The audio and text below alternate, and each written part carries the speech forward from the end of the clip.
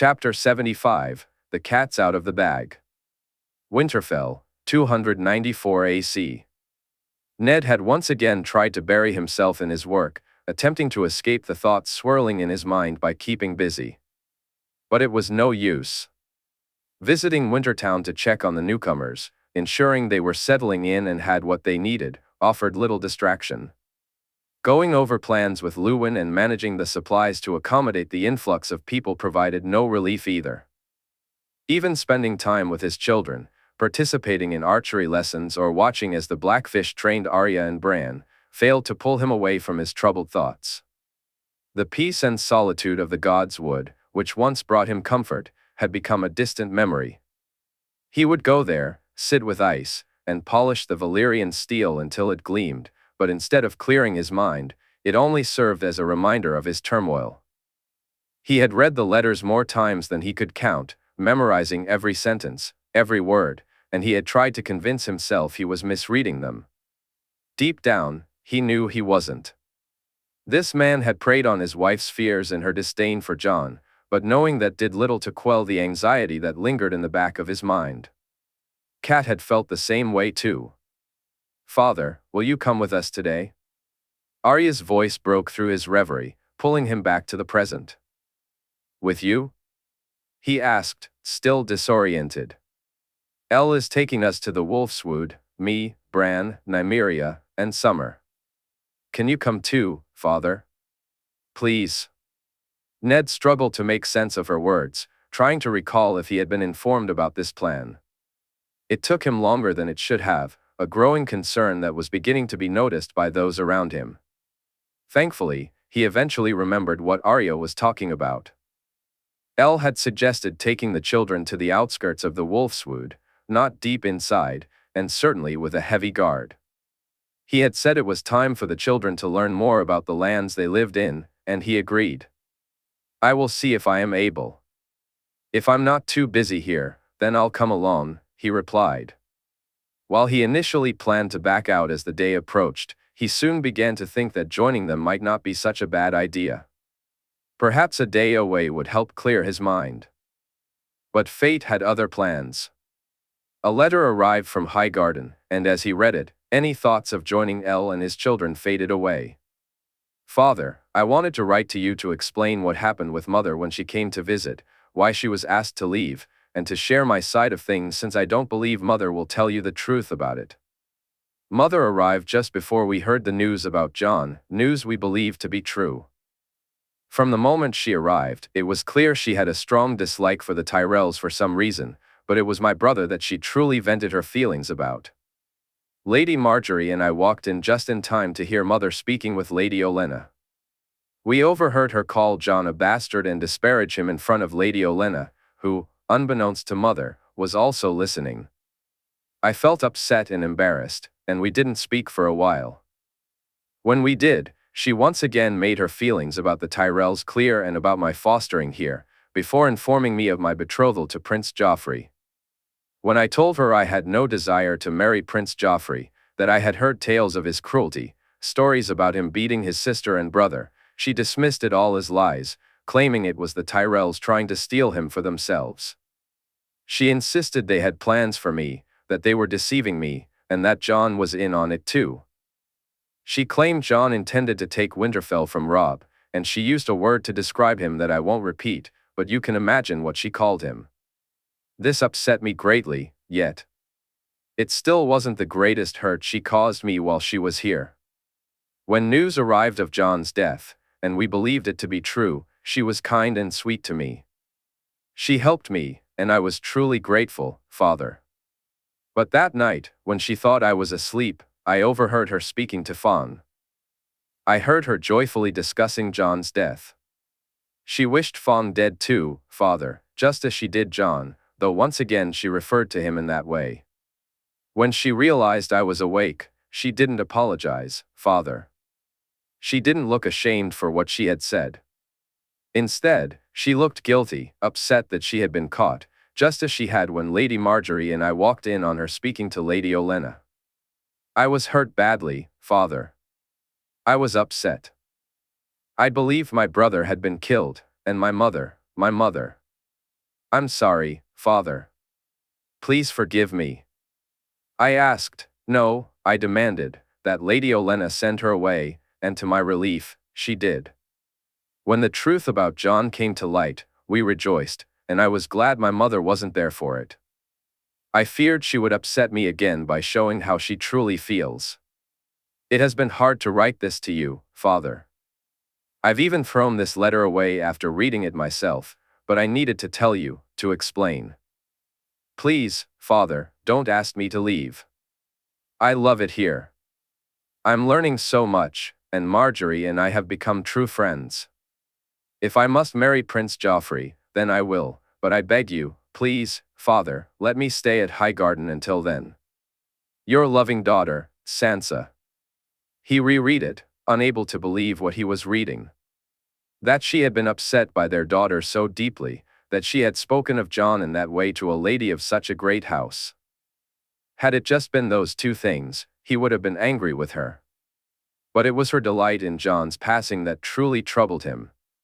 He searched around his desk for Lady Olenna's raven scroll and quickly found it. One phrase from it came to mind, one line he had. The words that had once seemed strange now made perfect sense. He thought to himself, I will not allow a woman to speak ill of Jon in my home, especially not when we believed he had passed. Such behavior was far from what I would expect from a godly woman. The line became clearer, and as he shook his head, his anger began to rise. He almost forgot about the other issue the letter had raised. A betrothal? What did Sansa mean by that? He had agreed to no betrothal, and he would not agree to one, not with Jon's position, and certainly not considering what Sansa had said about Prince Joffrey. A boy who beats his siblings is a man who, when grown, will beat his wife. No man would ever lay a hand on his daughter. He set out to find the Blackfish. They needed to talk. He needed to explain a few things, so he grabbed the two letters. He wanted to gauge the man's reaction, to see what he had to say, and perhaps to contain the feelings that threatened to erupt within him. As he rose from his desk, Lya walked over, and he ran his hand through her fur, feeling a sense of calm wash over him. The fire within him turned to ice, though he knew it was only temporary. King's Landing. Cersei. News took longer to reach her now, much longer than it ever had. Pycelle claimed he was doing his best to keep her informed, but without her family's coin or her father's looming presence, even a sycophant like Pycelle seemed to find his backbone. So, he didn't rush to bring her news. Instead, she often found herself out of the loop, discovering things long after everyone else. That was why it had taken her so long to learn that Jaime had fathered a child with the Northern whore, a child that should have been hers, a child that should have been theirs. It was also why she had been late to find out that her devious little imp of a brother had traveled to Essos with the Red Viper of all people. Why? She had taken longer than expected to discover that one of his daughters, one of his bastard daughters, was staying at Casterly Rock. Hearing this infuriated her. It was bad enough that the Northern bastard and the Northern whore were sullying her family home, but now it seemed her brother was turning it into a haven for other bastards as well. At least when the Hand learned of it, he too had been furious, and for that, she could at least respect Jon Arryn a little. She knew that had her father been alive, had he still been in this world, Casterly Rock would never have hosted a bastard. In her desperation, she found herself praying to him, pleading for him to rid the rock of these undesirables. Please, father, I beg of you. Cast them out, send them back to the dirt where they belong. Send them from our home. Send Jaime back to me, back where he belongs, she prayed after a heavy night of drinking. Her prayers, her hopes, her dreams seemed to be answered when news of the bastard's death reached her. She rejoiced, practically dancing around the castle in her joy. It wasn't that she cared much for Jon Snow, it was more about him being where he shouldn't and the way he seemed to influence Jaime so negatively. This felt like a sign. Her father hadn't forsaken her. He was still there, as he always had been. She was still his sweet little girl, still his proud lioness. So she embraced her happiness, making a great effort to be with her children as she celebrated the bastard's demise. Family had always been so important to her father, and she now felt his watchful presence. She took an interest in Myrcella's flowers, in Tommen's cats, and while she sometimes thought of her two children as more like kittens than lions, she knew her father would want her to teach them to roar. Joffrey, however, was different. Her son was as fierce as a lion, he already roared. She knew that when he became king, when he sat upon the throne, the realm would be. Even lions need their mothers, she thought, recalling how she had always been there for him. She had shared visions of the future, explaining how his father wanted him to marry a wolf, but that it needed to be a rose. He had listened, truly listened. But just like that, all her dreams and hopes came crashing down once more, leaving her feeling utterly alone. When the news of the bastard's survival reached her, she dismissed it as a cruel joke, a lie meant to make her doubt herself and her father. Yet, it was no lie, no plot. In her fury, she made it clear to everyone how she felt, even to her husband, who did not take it well. Why should we care that the bastard lives? The world would be better off without him, she declared loudly at dinner one night. Careful, woman. You're speaking of Ned's boy, Robert warned. Ned's bastard, she retorted, taking another swallow of her wine. Ned's boy. Enough. I won't tell you again, Robert said, his face twisted with fury, enough to scare her into silence for the rest of the evening. So she bit her tongue, swallowed her pride, and while Robert celebrated the bastard's survival, she simmered in her hatred. She shared her disdain with the one person who might one day be in a position to do something about it. An up-jumped bastard, a boy of no birth who thinks himself equal to a trueborn.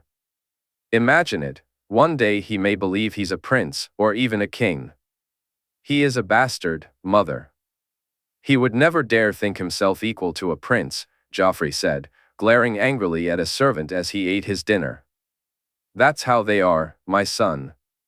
They covet what they do not have, desire to be what they cannot. To be true, to be noble and good, you must be wary of them, especially that one. You think I fear Jon Snow? Her son scoffed dismissively. You are a lion, my love, you fear no one. It is they who cower when you roar, she said, watching her son smile. But be wary, be watchful, be ready. That night, she savored her drink, and when she climbed into bed, she felt almost giddy with excitement. She had a long-term plan to work on now. When Joffrey came of age, he would be king. She would see to it, make it so, and then the bastard and the northern whore would be well within her reach. Through her son, she could make them pay. She felt a rush of desire, a warmth spreading as her hand traveled over her body, her fingers finding their way to her core. Jaime, Jaime, my love, she called out as she shuddered. The next morning, she awoke feeling completely refreshed, even her usual morning hangover was absent. After dressing, she went to break her fast, surprised by her ravenous appetite. She ate far more than usual, especially for the first meal of the day. Her day was spent with her ladies, listening to gossip and the latest tales of who was sleeping with whom. She found the stories, of those unable to perform without proper stimulation, curiously enjoyable that morning. Her attention was drawn to one of the new guards, a handsome man whose dark hair and dark eyes reminded her of someone, though she couldn't quite place who. He caught her gaze and, surprisingly, didn't look away, showing neither embarrassment nor fear. This both annoyed and intrigued her, as did his smile. She tried to push him from her mind but found herself thinking of dark hair and dark eyes more than once throughout the day. News from Casterly Rock, Your Grace, Pycelle announced as he handed the raven to Robert. She attempted to appear disinterested. Ha, a girl. Well, good for him, Robert laughed. A girl, father? Myrcella asked, and she felt a rush of relief that her daughter spoke up, for her own breath had become difficult as she began to suspect what was coming. The news struck her hard. She glanced at Myrcella as Robert handed her the raven scroll, watching her daughter's lips move silently as she read. She waited for the words she dreaded to be spoken aloud. Lord Jaime Lannister and his wife, Lady Daisy Lannister, do hereby announce the birth of their first child, Lady Joanna Lannister, the heir to Casterly Rock. Joanna. He had named her after their mother, the child of a northern whore. He had no right to do so. That name was meant for their daughter, the name she had always dreamed of giving her. Joanna. It was supposed to be Joanna, not Myrcella. Why had she chosen Myrcella? It had always been Joanna, hadn't it? Can a girl be an heir, father? Tommen asked, though she barely heard him. Of course she can. Unless they have a boy, she'll be the Lady of the Rock, Lady Joanna Lannister, Robert replied. She felt bile rise in her throat. Just like grandmother, Myrcella said happily. That was it. That was all she heard before she collapsed to the floor, losing consciousness and welcoming the darkness. Suddenly, she found herself back in the witch's house, back in the forest, standing once again beside Melara and staring at Maggie. The shrill voice echoed in her mind, the cackling laughter, and the sound of her own breathing. She could almost smell that wretched scent again. Queen you shall be, until there comes another, younger and more beautiful, to cast you down and take all that you hold dear. She jolted awake in a sweat, Pycelle and her daughter at her bedside. The wrinkled old maester looked surprised to see her awake, while Myrcella beamed with happiness. Mother, you are well? Do you feel well? Her sweet little girl asked, her voice filled with concern. I am well, sweetling, she replied, kissing her daughter's cheek. What happened? I believe you. You fainted, Your Grace. The shock of the news seemed to upset you greatly, the maester said gently. Was that it, mother? Was it just the news? Myrcella asked, concern etched on her face. The protagonist nodded slowly. It was, sweetling. It was hearing my mother's name, she replied. While she wasn't entirely lying, she certainly wasn't revealing the whole truth. After Pycelle assured her that she wasn't ill and offered her some dream wine, she drank it eagerly, feeling herself begin to drift off as he departed. Yet, the haunting prophecy still plagued her mind as she slipped into sleep, younger and more beautiful, all you hold dear. She had always interpreted it to mean her crown, to signify a new queen, but what did she hold dearer than her home, than Casterly Rock, or her brother's affections? What could be more precious than that? And who was younger and more beautiful than a babe? Meanwhile, in King's Landing, in the year 294 AC, Jon Arryn found himself consumed by a deep hatred for the very name Jon Snow. Even the slightest mention of the boy caused his blood to boil. In just 5 years, Jon Snow had transformed from someone Arryn had never considered into a source of constant ire. He had welcomed the news of the boy's passing, relished in it, and though he considered himself a man of faith, he had taken joy in the death of a child. He had convinced himself that Jon Snow was a bastard, born of lust and sin, a child who didn't deserve to live. He told himself that Snow was a heathen, a savage, who had shown no desire to learn about the true gods, and therefore deserved to die. But the reality was that Jon Snow had thwarted his plans time and again, leading to his humiliation. In the end, he had welcomed the boy's death for that reason. So, when he learned that Jon Snow had not died, that he had survived, and that the assassin sent to kill him had been captured, Arryn's frustration only grew. The only ones who took the news harder than him were. Petyr was deep in thought about the Queen and his suspicions regarding her involvement in recent events. He dismissed the Queen as a suspect due to her lack of funds, but Petyr couldn't shake the feeling that something was off. He reluctantly tasked Rosby with uncovering the truth. His Grace wishes to know if this was the work of a lone man or a paid assassin. If it's the latter, he wants to know who is behind it, Petyr instructed. I shall get on to it immediately, Lord Hand, Rosby replied, coughing as he left the room. Petyr couldn't help but feel indifferent to Robert's inquiries. He began to doubt Rosby's capability to uncover even the simplest details about what had transpired in Lannisport. The man seemed ill-suited for his position and would need to be replaced. Yet, despite his own feelings and his desire for Jon Snow to be gone from this world, it gnawed at him that he didn't know who was truly responsible. Besides, I'd like to buy them a drink, he chuckled to himself as he stood by the window. Just then, a knock at the door interrupted his thoughts. Petyr entered, accompanied by a tall, dark-skinned man, a smile brightening his face. Lord Hand, may I introduce Jarlos Kalpax, the representative from Pentos I mentioned, Petyr said. Well met, Jarlos, Petyr greeted, unsure of the title structure in Pentos, or even if there was one. A pleasure, my lord, Jarlos replied as he and Petyr took their seats. Jon ordered wine and refreshments, which Jarlos graciously accepted before Petyr continued. Jarlos represents a very important magister from Pentos, arguably the most important, if I may be so bold, Petyr said, glancing at Jarlos, who nodded in agreement. We've worked with him and the magister as they expand into Westeros, but it seems the magister may have an even more intriguing proposal for us. Is that not so, Jarlos? It is, Lord Baelish. My Lord Hand, may I be blunt? Jarlos asked. Of course, I would prefer it, Petyr replied.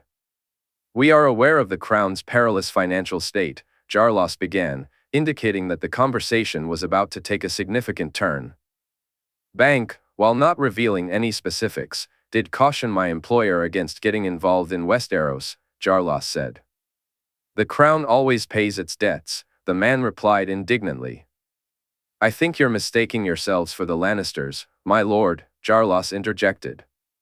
Noticing the look he received, he quickly raised his hand. Forgive me, my lord. A poor jest. Very well. Why is this of interest to you? The man asked. It's not my interest, my lord, but my employer's. He is a wealthy man, very wealthy. While his primary business is cheese, he did not amass his fortune solely through that. He has a talent for spotting opportunities, for making coin where others see none. He believes there is potential in an alliance with the Crown. Potential? The man asked, raising an eyebrow. Yes, for both of us, my lord. My employer is willing to discuss funding, for a price, of course. But one I believe you won't find better, in exchange for certain considerations. Other considerations? The man inquired.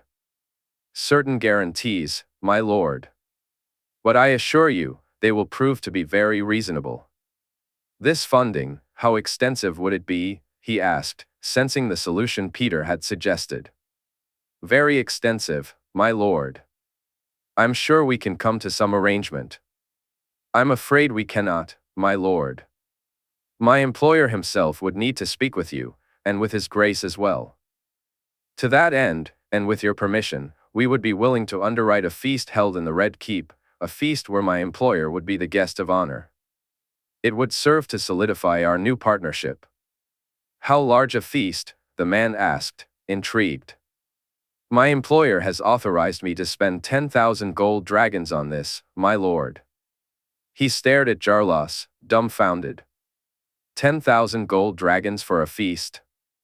Just how much coin did this man have? Ideas began to churn in his mind, and a smile crept onto his face. I'm sure, Jarlos, we can arrange that. Do you have any idea when your employer will arrive? He has already left, my lord. He should be here within the next 2 weeks. Then I look forward to seeing him. As he does, my lord. Hand, Lord Baelish, Jarlos said as he rose to leave. He waited until he was sure the man was out of earshot before turning to Petyr, who was still smiling back at him. What have you found out about this man, Petyr? Illyrio Mopatus, my lord. As Jarlos mentioned, he's an incredibly wealthy man, more than capable of providing us with the funds we need and diminishing the importance of the lions and the roses. What does he want? I believe he sees himself as the next Iron Bank, my lord. However, having him here, seeing him in the flesh, will allow us to judge him better. Indeed. I'd better go get Robert to play nice. Keep digging, Petyr. We may need the coin, but we shouldn't be too hasty. Of course, my lord. Jarlath poured himself yet another glass of wine, his third today. He knew having one drunk running the realm was bad enough, but it was a celebration, he thought as he swallowed it down. The ship that the Magister arrived on was large and luxurious, yet compared to the pinnacle ships, it seemed poorly built. He watched as the Unsullied disembarked and took their positions, while Ser Barristan and the rest of the Kingsguard fell in line. Given how important this man could be for them, Jarlath had convinced Robert and the entire royal family to welcome him. When the Magister himself walked down the gangplank, Jarlath half expected it to break under his weight, such was the man's girth. Robert looked small in comparison, which wasn't something he often said about his foster son these days. He caught a brief look of disgust on the king's face, quickly followed by a look of lust at the women who trailed behind the Magister. Jarlath sighed, praying that Robert wouldn't mess this up before it even began. "Welcome to King's Landing, Magister," Robert boomed. "Your Grace, you honor me with your presence," the Magister replied. Jarlath smiled. So far, so good, he thought as they made their way forward. Back at the Red Keep, Jarlath took to his bed that night, finding his wife already asleep. Not that it particularly mattered to him. Over the years of their marriage, his desire for her youthful body had waned. Her firm curves were long gone, and her shrill voice did little to spark his interest. Still, he drifted off to sleep with a sense of satisfaction. Robert and the Magister had gotten along much better than he had dared to hope. Illyrio, having been a warrior in his younger days, shared stories that intrigued Robert. The two men even found common ground in their appetites. Illyrio could drink as much as Robert, eat even more, and they both had a taste for younger women. When the Magister declared that his servants were his to do with as he pleased, Jarlath half expected Robert to knight him on the spot. For one of the rare times since his foster son had become king, Jarlath felt a swell of pride for the man Robert had become. Robert had charmed the Magister perhaps even more than he or Petyr had. With the prospect of the crown's finances soon seeing an influx of coin, Jarlath rested more comfortably than he had in a long time. Meanwhile, at Casterly Rock in 294 AC, Jerian had a conversation with Tyrion. He had anticipated finding him far more broken than he actually was. He had worried that Tyrion would be in a much worse state. Whether it was the lessons learned with Jarlath or simply Tyrion's maturity, Jerian was pleasantly surprised to see that he was holding up better than expected. Tyrion was still grappling with his challenges, but he was facing them. Jerian assured him, "I'm always here for you, nephew. If you need to talk, if you want to get things off your chest, or even if you just want someone to share a drink with." Tyrion chuckled, "I'm here for you, you know that, right?" "I know, uncle. You are my blood, Tyrion. You will always be my blood." Jerian decided to stick around for another day or so, just to make sure Tyrion didn't need him, before speaking to Jenna and sharing the news. It was time for him to return to Castamere. After telling her to send for him when Kevin returned, he began preparing for the journey home. He and his sister had decided they needed to break the news to Kevin together. Jaime had agreed, and Jon had deferred to them, so he would wait for his brother's return. But now, he faced an even more pressing task. He had to tell Joy he was leaving and say goodbye to Ashera. Neither was something he looked forward to. Ever since she had comforted him, Jerian found himself increasingly drawn to Ashera. Her beauty was striking, but it was her kindness towards him, her warmth with Joy, and her love for her own son that captivated him the most. He had spoken to Ashera more than to any other woman, aside from Jenna. Even with Bryony, he had never shared the things he confided in Ashera.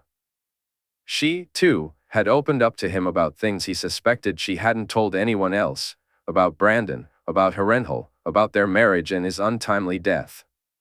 They had both found solace in each other's understanding of their losses. "Are you leaving us so soon, my lord?" Jon asked as Jerian stepped out of the room where Joy was taking her lessons. "It's time. He seems to be taking it well." He is, for now, my lord, but it'll come and go. At times, it'll hurt more than others. Jon's words carried the weight of experience. You'll be there for him, won't you? Jerian asked, already knowing the answer.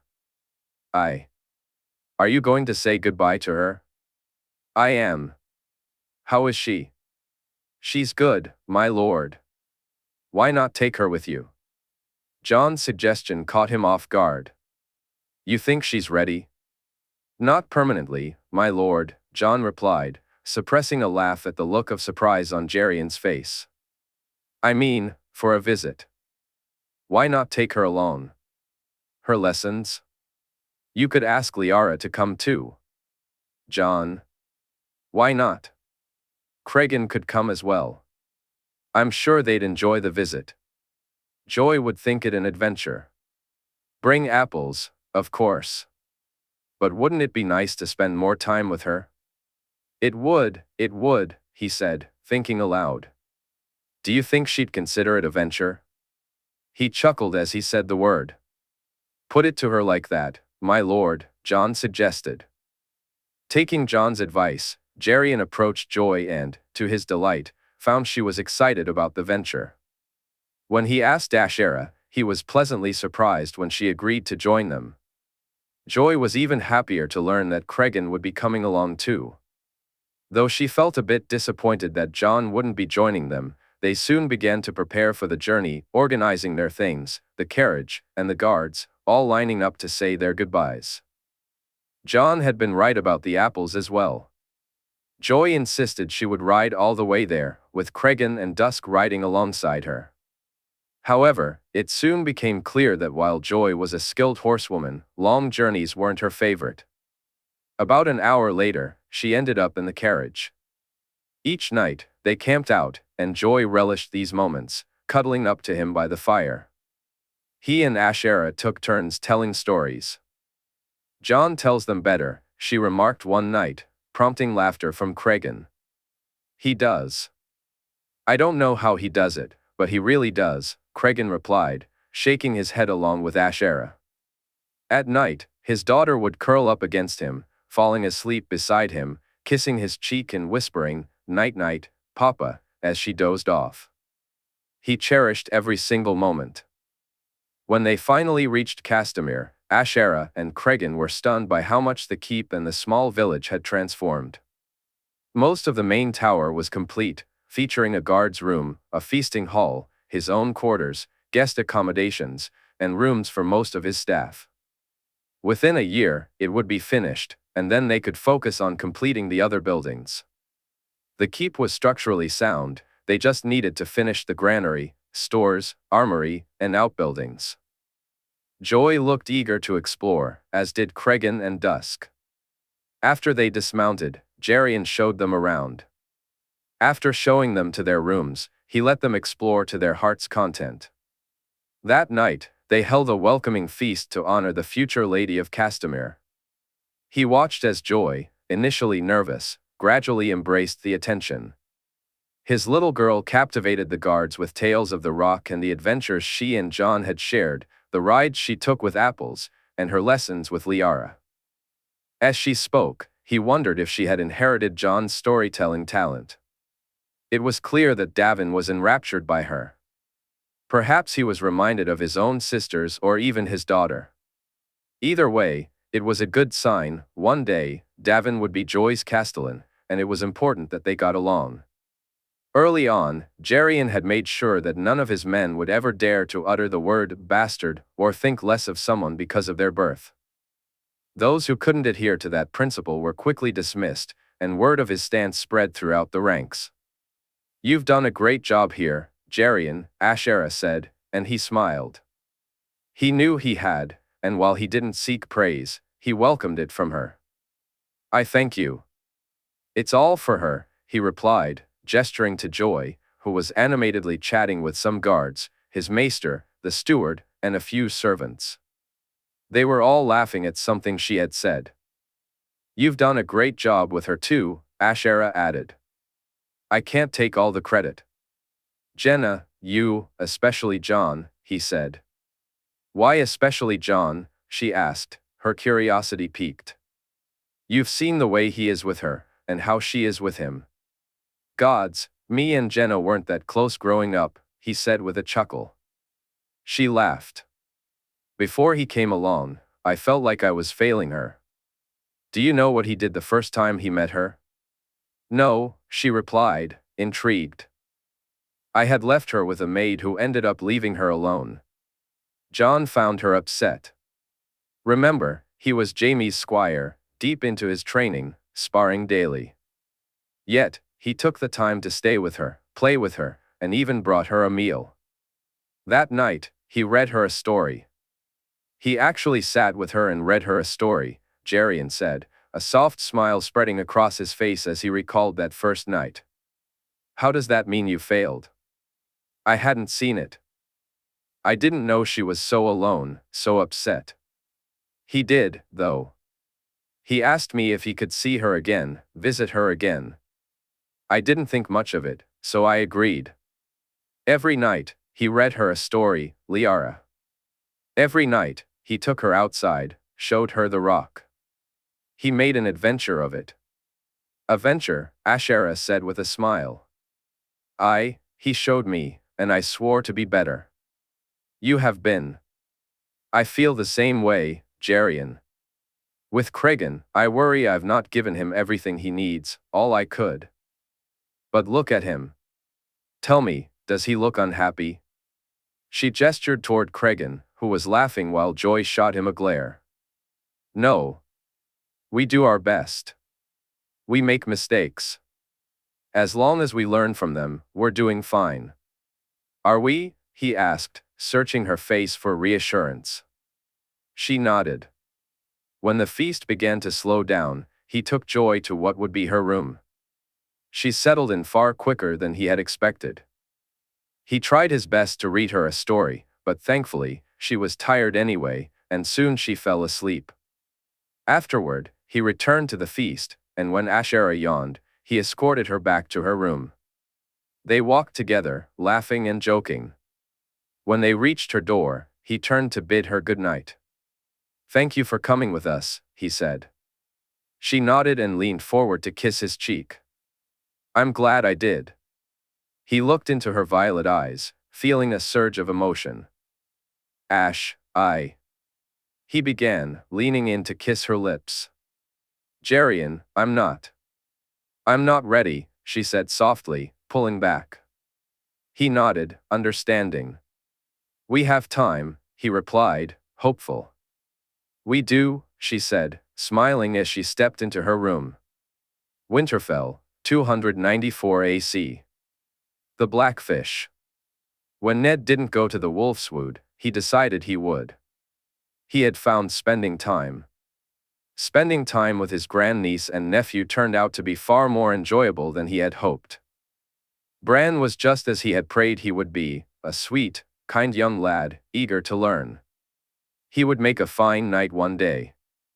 And Arya, well, if the world weren't so blind, they would see just how fierce women could be, with his niece being the perfect example. He had heard about Jaime Lannister's wife competing in the tournament at King's Landing, and over a drink one night, Ned had shared his plan to send Arya to Bear Island to foster. He couldn't think of a more fitting plan. His niece was no lady, and she would never be.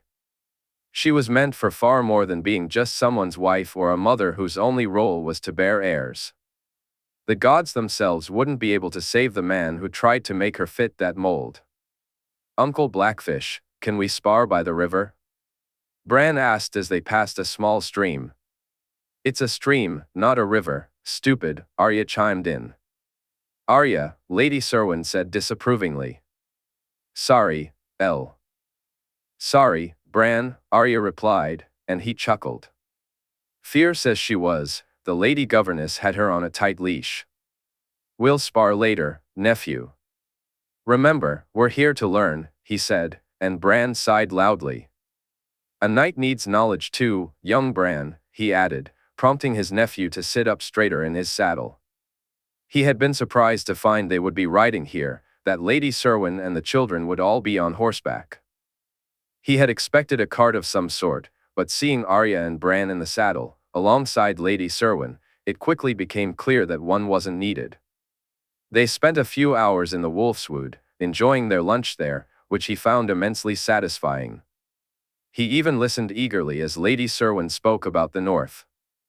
Every Northman and woman, Lady Cerwyn said when Arya looked to her, needs to know about the Wall and the Wolfswood, about the barrows of the first men. The old gods, this is who we are. This is our history, our culture, it's in our blood. As he rode back with the children later, he realized he'd never had a more enjoyable lesson, and he understood why the children had taken to the lady. Once they arrived back at the keep, he took them for their archery lesson followed by a quick sparring session. Bran had improved in archery, but Arya had him beat. In sparring, Bran was closer, but she had the edge there too. Don't worry, lad. You think I was good when I first started? I'll make a knight out of you, I promise. He ruffled the boy's hair before he and the wolf dashed off. At dinner that night, it was clear that Ned was distracted. After the children went to bed and the hall began to clear, Brynden asked, "What's on your mind, Ned? You look like a man carrying the weight of the world." "I don't know if I can, Brynden. A worry shared is a worry halved, my old maester used to say." He was a fool, mind you.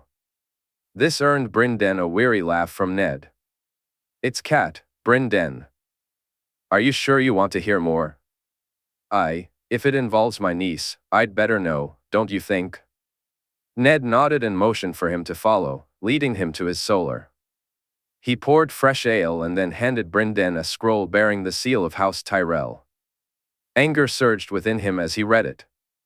How dare they treat his niece this way? But the last few words gave him pause. Sansa had been upset, Cat had spoken ill of Jon Snow's death. What did she mean by that? This came from Sansa, Ned said, handing him a much longer letter. Brynden read the letter, shocked by what Sansa had written.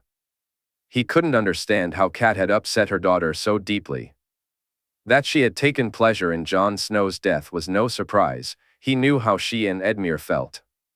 But to have distressed her daughter this much? The same ridiculous claims she'd made to him years earlier. Hoster had thought Cat was clear of trouble, but the shadows of doubt lingered. "There are other letters," he said, "from a man in King's Landing, Petyr Baelish. I won't speak of their contents until I've talked to her, but what am I supposed to do? How can I fix this? You need to be firm with her, Ned. You must show her the way of things. I've tried. I can understand that she dislikes Jon, even that she hates him, but to wish him harm? To think she might have played a role in this? That I cannot accept. You believe she was involved in the attack? I don't want to think that way, Brynden, but how can I avoid it? He was attacked in the Riverlands right after she sent a raven. She leaves just after he does, claiming she went to see her father. Yet now I find out she's gone to King's Landing, to Highgarden, even to White Harbor. She's been gone for over 6 moons, and during that time, he's been attacked again. It feels like she's danced over his grave. What am I supposed to think? She's in White Harbor.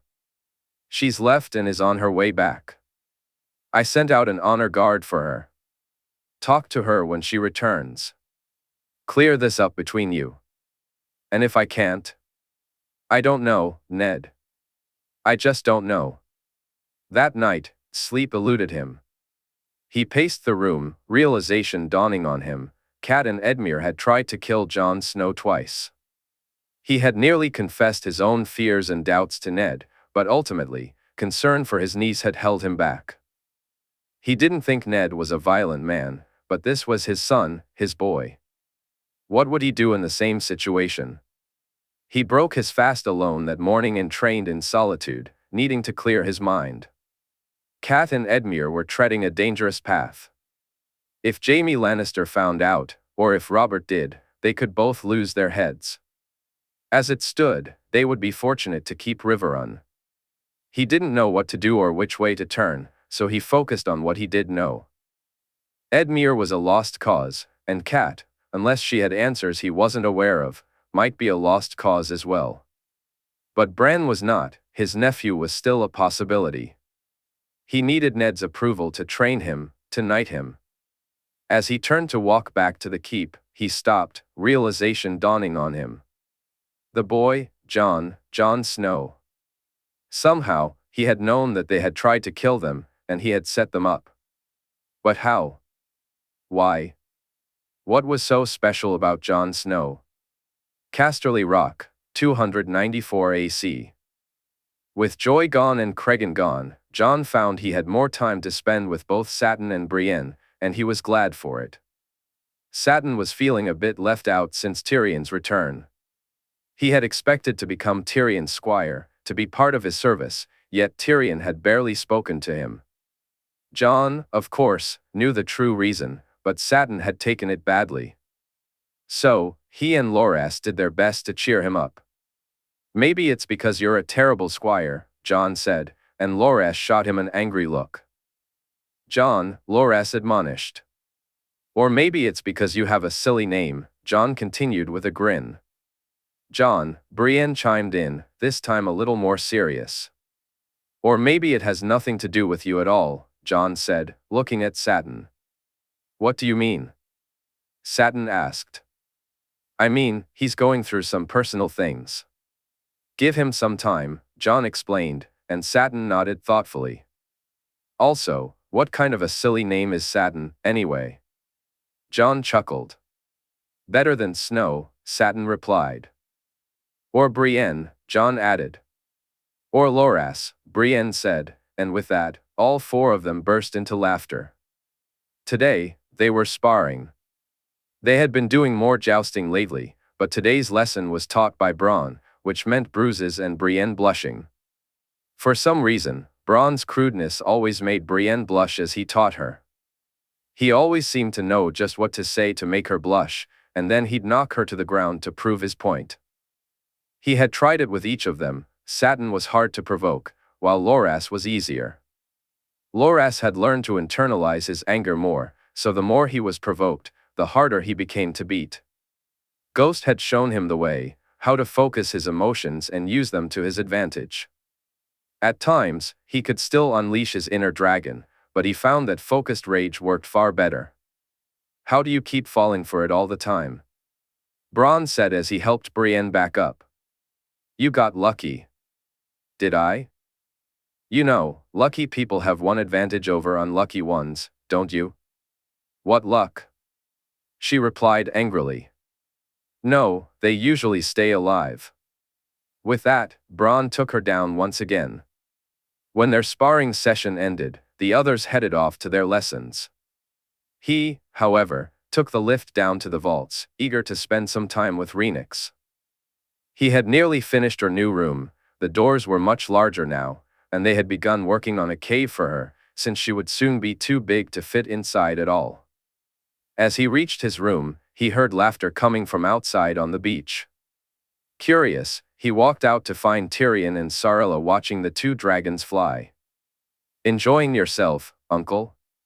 he asked, noticing the large smile on Tyrion's face as he looked up at the sky. "How do you not spend all day just down here watching and listening to them?" "I've had them in my head a lot longer, uncle. Sometimes I need a break from their bickering." "Do you still hear them both?" "Ligeron lets me hear him when he wants to, sometimes he doesn't." "But Rhaenys?" "I hear her all the time." "Is it different for you, Jon?" "Me being his rider, does that make him different to you?" "He is my son. He'll always be my son, and we'll always be connected." "Just not in the same way that Rhaenys and I are," he replied, and Tyrion nodded. "Sarella was telling me they need Valyrian words to make them do what we want." "I need to learn more of the words," Jon said. "You can read them, can't you?" "Aye, but saying them is harder." "Dracarys," he whispered softly. "I can teach you if you'd like," Jon offered, prompting a chuckle from Tyrion. "When you arrived, it was me trying to teach you." "Well, for now, we're the only two people in the world with dragons, so we'll teach each other." What about Daenerys and Viserys? What do you think of them, uncle? They are our kin, John. Then speak to Richard. Share what you know. Between you, him, and Oberyn, I'm sure you can come up with some plans. You trust me with this? I have no reason not to trust you. As I said, Tyrion, I considered you family long before this. Let's go talk to our dragons, nephew, Tyrion said, as they both walked closer to the water. In Winterfell, 294 AC, Cat gazed at the towering walls before her, feeling a mix of relief and apprehension. She had been gone far longer than she had anticipated and traveled much further than she had planned. Yet, like the men accompanying her, she was glad to be home and to see Winterfell once again. As they rode through the streets of Wintertown, she was surprised to find it busier than usual. She felt a sense of relief when her escort met her, but she couldn't shake the worry about how they had known she was arriving. Had Lord Manderly sent a raven? If so, why? Her trip to White Harbor hadn't gone as she had hoped. It seemed that Robb was just as lost as Sansa. She knew all too well that it was the bastard's fault. He had manipulated her son, breaking him down only to build him back up, making him feel indebted, all to lull him into a false sense of security. She had warned Robb, explaining everything to him. But whether he felt genuinely indebted or was developing feelings for Lord Manderly's daughter, she couldn't say. Manderly was clearly under the boy's spell. Everything she said had fallen on deaf ears. Just like with her daughter, the bastard had turned her son against her. "My lady," Jory said, drawing her attention. She looked up from the carriage to see her husband, her children, those filthy beasts, and, to her shock, her uncle, all standing ready to greet her. As the carriage came to a stop and she stepped out, she noticed Lady Cerwyn there as well. It surprised her, but her gaze was quickly drawn to her children's smiling faces, a smile forming on her own lips soon after. However, that smile faded when she caught her uncle's gaze, replaced by worry as she noticed Ned's expression. What had her uncle told him? What did he know? "My lady, welcome back," Ned said stiffly, kissing her hand instead of her cheek. "My lord, it's good to be home," she replied, noting that Ned didn't smile or meet her eyes. "Cat," her uncle said. "Uncle, I didn't expect to see you here." "I came to see my grandniece and nephew," he said, and relief washed over her. "Bran, Arya," she called, and both of her children rushed to hug her. Holding them calmed her, making her feel more welcome than she had so far. But soon, the noises in the yard disrupted that comfort. The growl of one wolf was concerning, the growl of three, including one standing beside Ned, nearly sent her into a panic. It was the look on her children's faces, and Ned's, that worried her most as they glanced between the wolves in her. "My lady, I'm sure you're tired after your journey. Lady Jonelle has prepared a warm bath and made sure a fire is lit in your chambers," Ned said. Without another word, he turned and left, her uncle and the large wolf following closely behind. She walked with her children and Lady Jonelle toward the keep, the two wolves silent yet watchful all the way. Turning to her children, she asked, "How have you been?" Manderly was about to share stories of her journeys when Lady Jonelle spoke up. "Children, why don't you run along and let your mother refresh herself? I'm sure you'll have much to talk about later. Can we go do our archery, Elle?" Arya asked, and Bran nodded eagerly, clearly wanting to join in. You can. Now say goodbye to your mother," Lady Jonelle replied. Both children leaned in to kiss her cheek before darting off. "Archery?" Manderly said as soon as they were gone. "Lord Stark has decided they can both study archery, my lady, along with their other lessons," Lady Cerwyn explained. "Other lessons?" Manderly asked, feeling a twinge of concern. "I've been teaching them about the North, my lady, as well as their sums, letters, politics, and other subjects that children their age should know." "You've been teaching them?" "I have, my lady. Lord Stark asked me to be their governess," Lady Serwyn confirmed as they reached Manderley's rooms. "I'll send the servants to your room, my lady. It's good to see you home." As Manderley settled into the bath, washing off the grime of her travels, and later brushed her hair in front of the looking-glass, her worries deepened.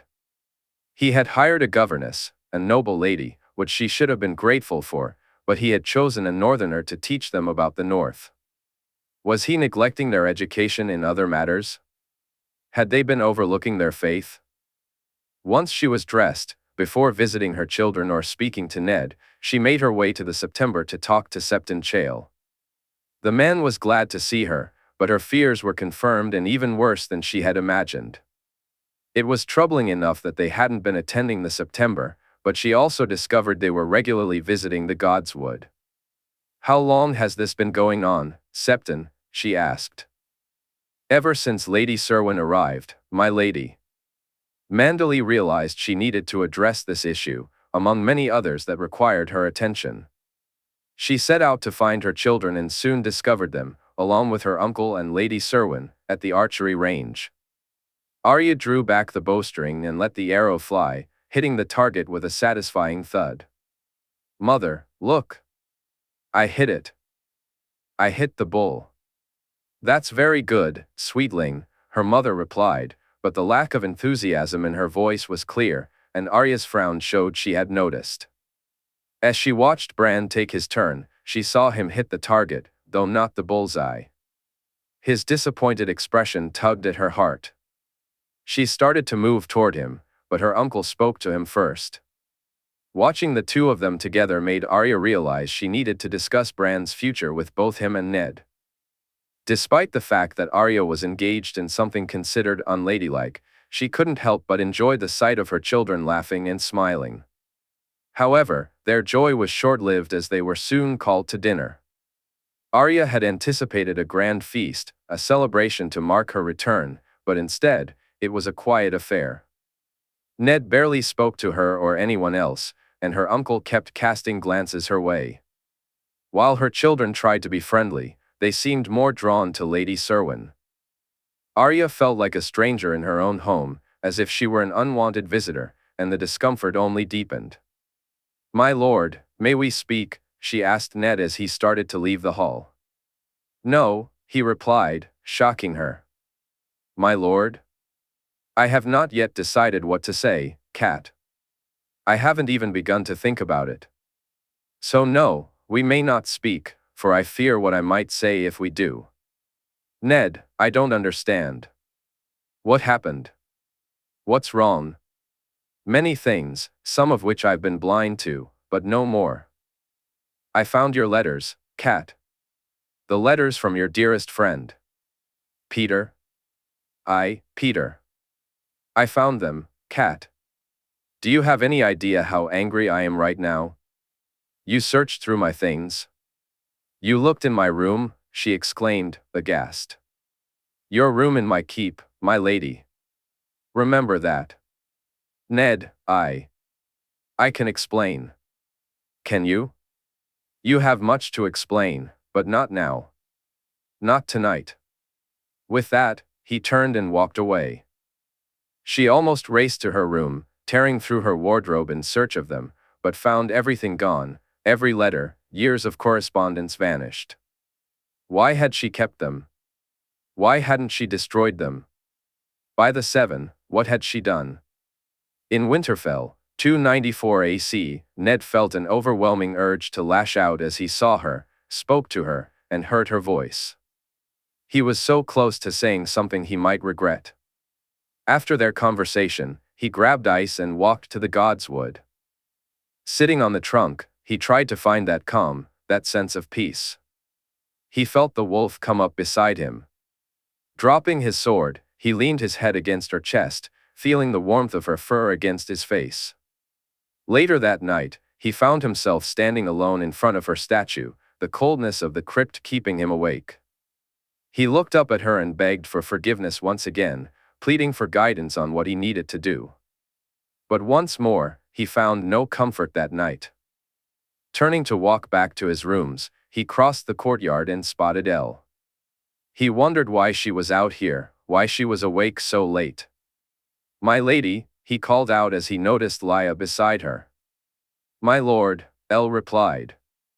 Lya came to my door, she seemed upset. "Is there something wrong? Is there anything I can help you with?" Her voice was full of concern. "No, my lady, it's nothing." "I think Lya must have had a bad night," he said, and Elle nodded. "I am here for you, my lord. Should you need to speak, I am here," she offered. "I thank you, my lady."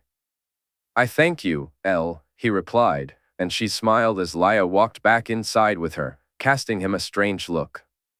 He ended up sitting in his solar, reading the letters once more, trying to come to terms with the decision he knew he must make. He broke his fast early in alone, watching as Cat shared breakfast with the children. Their conversation felt less free than usual, and he sighed. It was less. Less than an hour later, she entered his solar. As she took a seat, he sensed that what was about to unfold would be far from pleasant, but it was necessary. "Why did you go to King's Landing, Cat?" he asked. She looked at him, shock evident on her face that he knew. "I had to go with Edmure to see him named." "Why? Why did you have to go?" "He is my brother, Ned." "And he is more important than your husband and your children?" "No, but he needed me." "Did he? Why?" She didn't answer, instead fidgeting in her seat, unable to meet his gaze. "Did you speak to Petyr Baelish in King's Landing?" "Ned, Petyr's just a friend, that's all." "Did you speak to him?" he pressed, his voice rising. "Ned, Did you speak to him?" he repeated, slamming his hand down on the table. "Yes," she admitted softly. "Once?"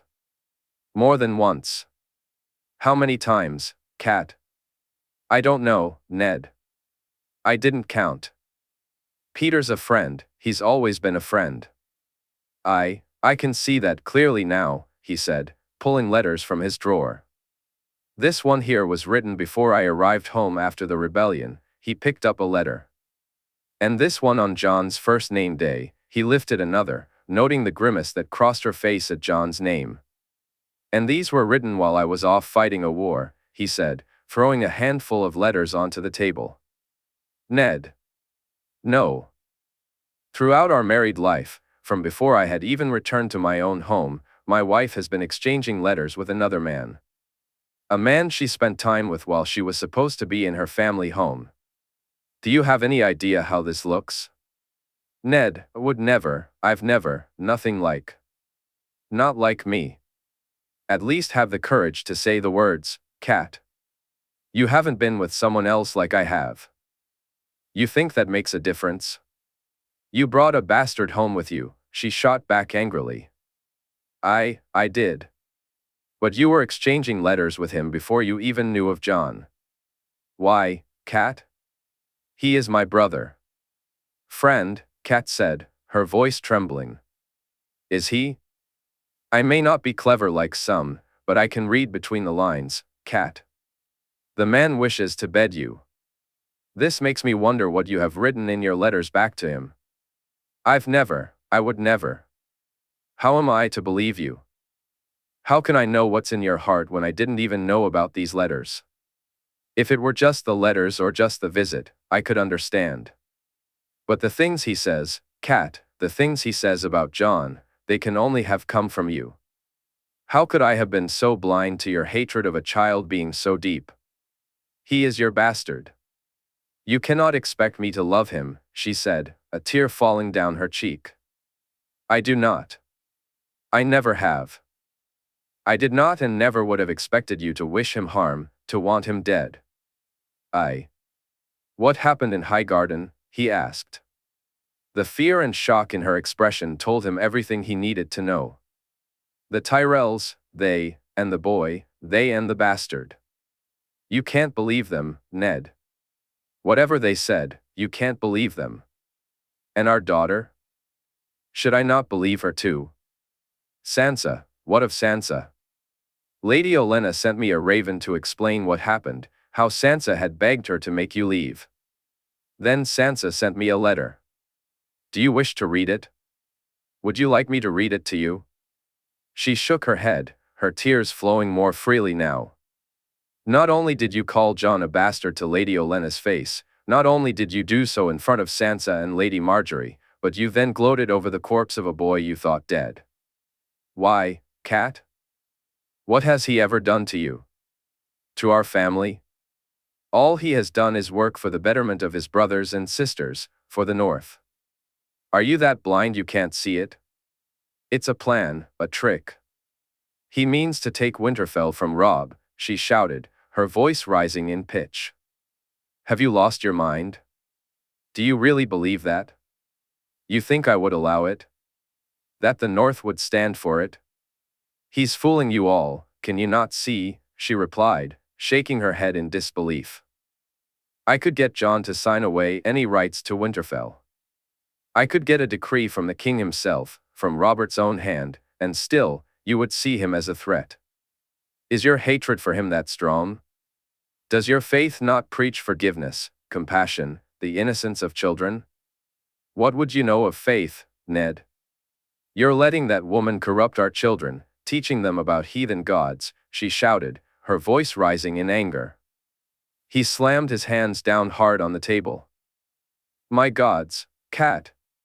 My gods, the gods of my father, and his father before him, the gods of the North, the land they hope to rule one day. You forget that the Undulls never conquered the North, and until I came along, the faith didn't have a foothold here. Well, that ends now. Ned, please. No. I can't trust you. I can barely look at you. The things I think of you, the thoughts that run through my head, no man should think that of his wife. No man. It's over, Cat. It's over. You're setting me aside, she asked, shocked and almost whispering. What choice do I have? You have no respect for my ways, for the ways of the North. You've spent our entire marriage in constant communication with another man. Your hatred for Jon blinds you to everything, so much so that I don't even know if you wished for more than just his death. You even agreed to a betrothal without my permission. What kind of wife does that? I love you, Ned, she said, tears streaming down her cheeks. I don't believe you do, Cat. I wonder now if you ever did. I'll give you time to say your goodbyes to the children, time to prepare to leave. Goodbye, Cat.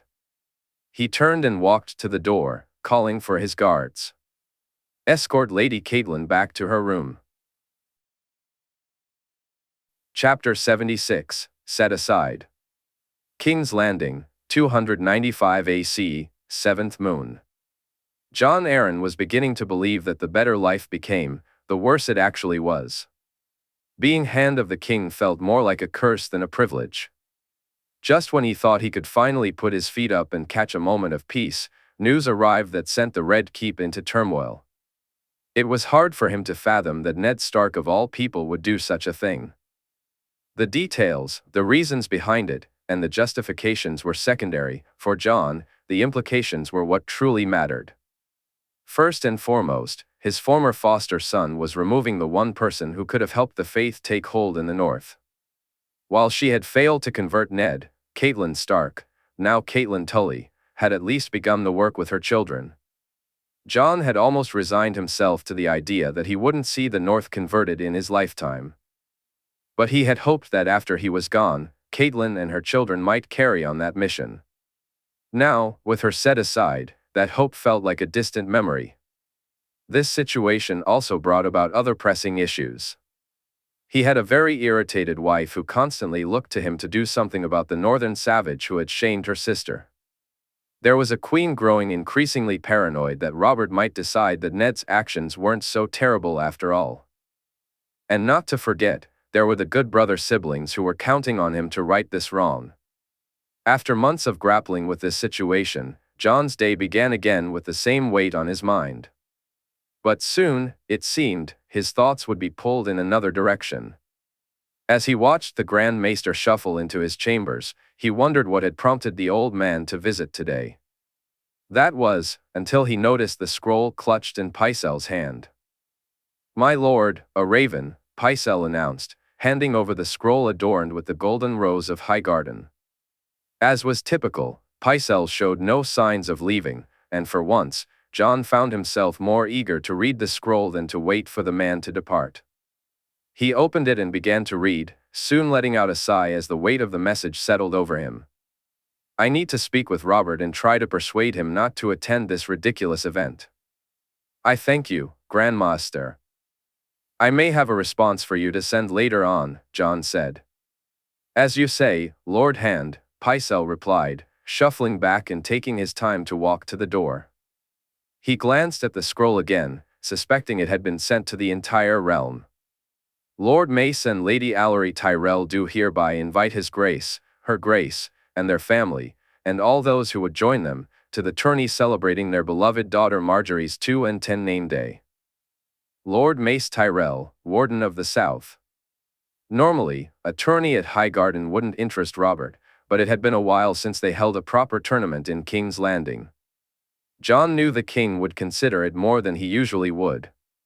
The thought of traveling, escaping the city, and indulging in drink and revelry in a new place would undoubtedly entice him. However, the last thing Jon wanted was for Robert to dine with the Tyrells. Ever since their new arrangement with the Magister, they no longer needed their coin, which had been the only reason Jon had tolerated their presence. He had no desire to deal with the fat oaf and the withered old rose. Avoiding them made his days much more bearable. Still, he had no choice.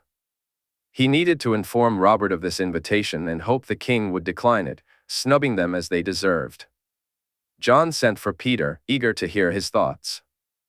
Petyr had become an even greater source of comfort since bringing the Magister on board. He had even served as the voice of reason in disputes between Jon and his wife over her sister's treatment. It took some time to locate Petyr, and he arrived more than an hour after Jon had sent for him. Jon felt annoyed, but what Petyr had to say soon made him grateful for his help. "Forgive me, my lord. I was with Lady Lisa is quite upset. It seems Lady Catelyn has written to her again," Petyr said. Jon shuddered at the thought, knowing how his wife reacted to such letters. "What does she want this time, Petyr? Does she wish for us to invade the north or strip Ned of his rank?" He was well within his rights to set her aside, though I may wish he hadn't. "Of course, my lord. But Lady Lisa was very upset, so I did my best to comfort her and calm her ire." "Were you successful?" Jon asked, a hint of hope in his voice. "I was, my lord. She was in a far more pleasant and agreeable mood after I left." "I thank you, Petyr. What you do goes above and beyond your duties. You are a true friend. I'm most pleased to hear you call me that, my lord. You sent for me, was there something specific?" Yes. I received this from the Oath of Highgarden." He handed Petyr the scroll and watched as Petyr read it, almost carefully going over each line. Jon could see the wheels turning in his mind, ideas taking hold.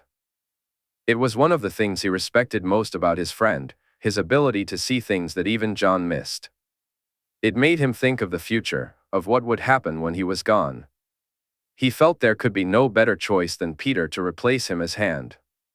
"You think His Grace would wish to go?" Petyr asked. "I do. Would that be a bad thing, my lord? We don't need the damn flowers. Why grace them with a royal visit? Let them know instead that they were snubbed." "Indeed.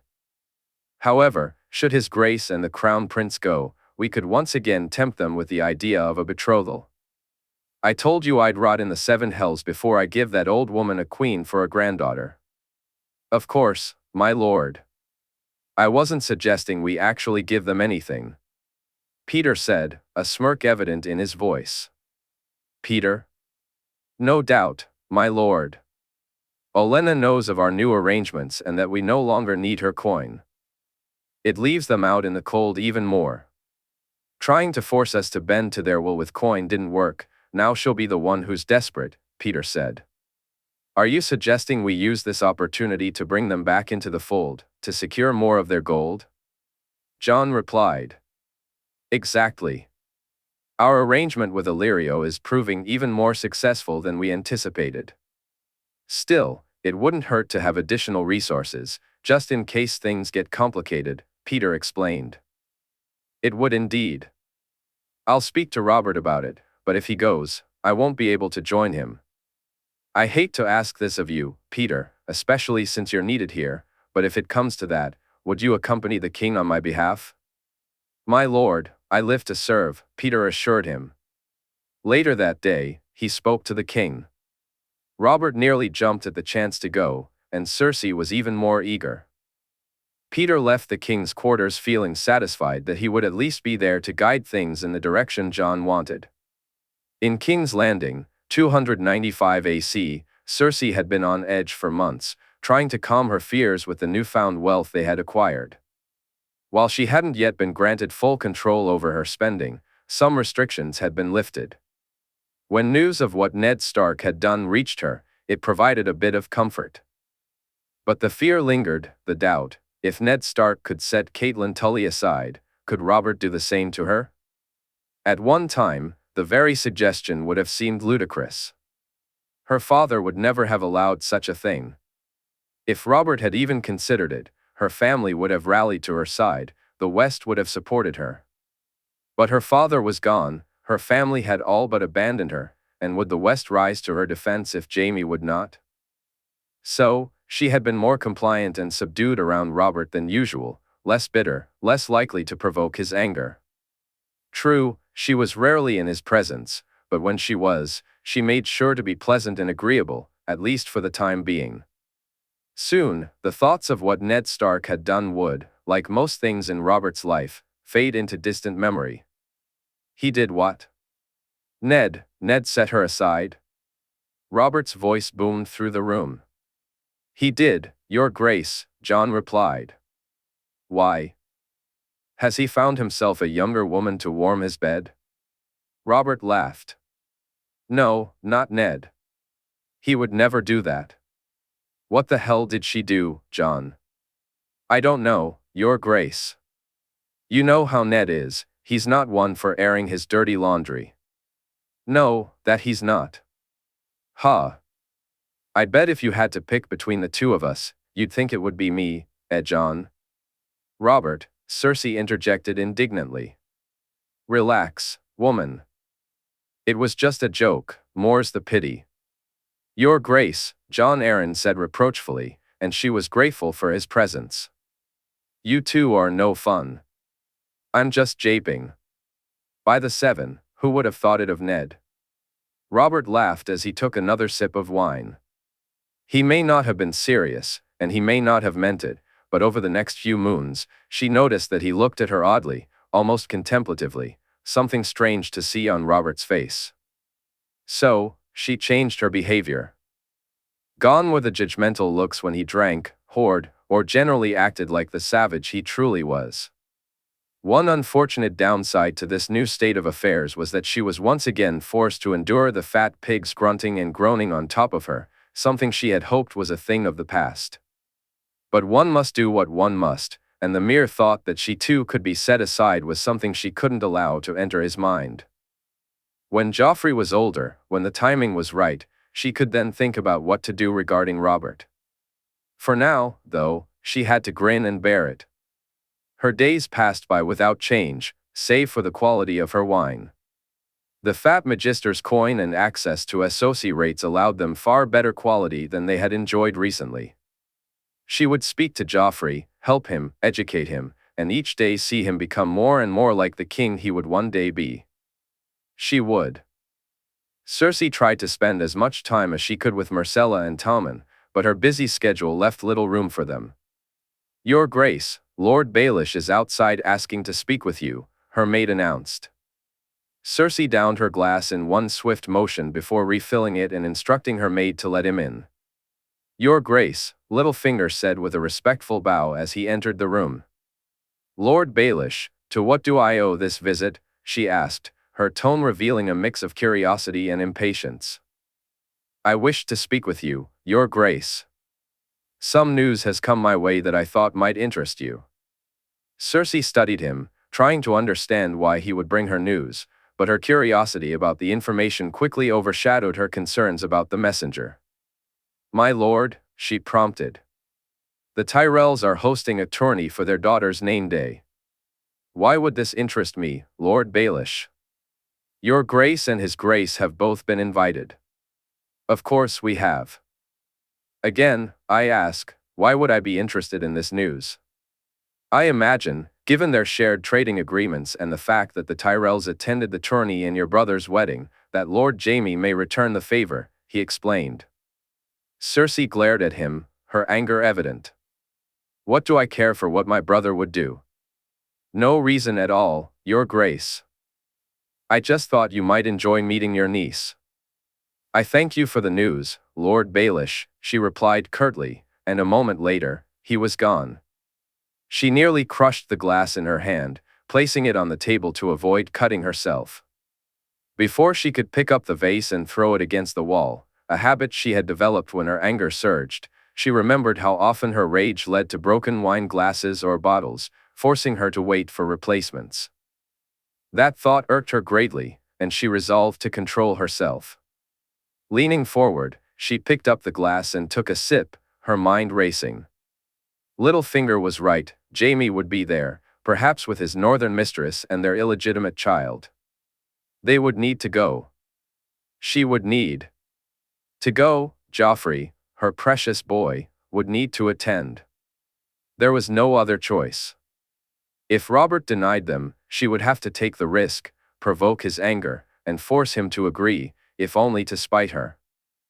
But in the end, she found she didn't need to do anything. Her husband was far too excited about the prospect of a tourney, eager to enjoy the fruits of the Reach while he was there. That night, as she lay on her bed, a plan began to form in her mind. She would place Joffrey near Lady Margaery, let him see her, charm her, and persuade her husband to abandon this ridiculous idea of a wolf bride for their boy. The Tyrells would bring her access to more coin and a chance to live the life she was meant to live once again. And then, she would deal with that mongrel whelp. Younger and more beautiful, she whispered as she drifted off to sleep. In Winterfell, 295 AC, Ben-Jen was feeling the effects of their newfound resources. With the extra coin and support from his nephew and Jaime Lannister, life at the Wall had become somewhat bearable. With better access to materials, they were able to accomplish tasks they had never dreamed of. The common hall was no longer drafty, their quarters were warmer and more secure, and the wind no longer whistled through cracks in the wood. Their clothing was warmer, their furs newer. He believed the men of the Watch had never had it so good, they even received regular shipments of ale. For Ben-Jen, the knowledge that he and Aemon shared kinship through Jon had strengthened their friendship. They would talk, eat, and drink together, often joined by Ser Alliser and Ser Jeremy, all eager to hear more about the king. But both he and Aemon were taken aback when a letter arrived, not a raven, but an actual letter from Jon at Casterly Rock. The news was something neither had expected. Aemon, a letter from Jon, he said as he settled into a chair by the fire. What does our nephew wish to discuss with us now? Aemon asked. Ben-Jen read the letter with excitement, glancing over at the maester as he tried to find the right words to share the news. It was undoubtedly good news that he had more kin, but the revelation of who they were was more complicated. Jon says Tyrion Lannister isn't truly a Lannister. He's a Targaryen, the son of Aerys, Ben-Jen explained. What? That cannot be. How? Aemon replied, his surprise evident. I'm sorry, Aemon. It seems Aerys committed far more crimes than we ever knew. He forced himself on her. Aemon asked, his voice low. Ben-Jen confirmed. And how are they, Jon and Tyrion, handling this? Aemon inquired. Jon calls him family. Tyrion sees Jon as a nephew, and Jon sees him as an uncle. They've grown closer, and Tyrion has even bonded with Ligeron. Another dragon rider? Aemon asked, intrigued. Aye. He also says he's had visions of his aunt. She's well and has met someone who will help her. Pass the ale, I feel like a drink, Benjen, Aemon said happily. Benjen realized he hadn't traveled to Winterfell yet, nor had he spoken to his brother. They had much to resolve. A lot of his anger toward Ned had faded when Jon's letters informed him of the decision to support Ned, to kneel and claim him as king. With that impetus for visiting Ned taken away, he had resolved to speak with him the next time he had a chance, which now seemed to be sooner than he expected. Lord Commander's looking for you, Benjen, Bowen said as he passed him in the yard. Aye, is he up there? Benjen asked. He is, Bowen replied. Benjen made his way to the Lord Commander's room, finding Jeor sitting at his desk. The old bear could still be grumpy when necessary, but some of his edge had softened. Seeing his family thrive, Bear Island prosper, his niece married to the Warden of the West, and now a new mother, all of it combined to bring Jeor a happiness he hadn't known in a long time. Watching the Night's Watch grow and seeing it better supplied filled Benjen with hope. Ah, take a seat, Benjen. I have a raven for Winterfell. It seems your brother wishes to see you. Does it say why? Here, read it. Benjen took the letter and began to read aloud. Lord Commander, I find myself in need of my brother most urgently. I would not ask unless I truly needed him here, so I beg of you, allow him to come to visit and to stay for some time. Ned Stark, Warden of the North. What's going on? Benjen asked, wondering if Jeor had any more information. I don't know, Benjen. The last time we received such a raven was during the war. It's not like Ned to send a message without cause.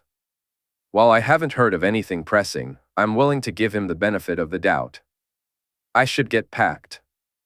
Hurry back, Benjen. We have our own work to do. I will, Lord Commander, he said, standing up and preparing to leave. Give Ned my best. I will, Lord Commander. It was too late in the day to travel far before nightfall, so Benjen readied his things and spent the night with Aemon, Jeremy, and Alliser, steering clear of the ale since he would be traveling early. After bidding them good night and informing Aemon of his plans, he turned in for the night. Upon returning to his room, he found Frost waiting for him.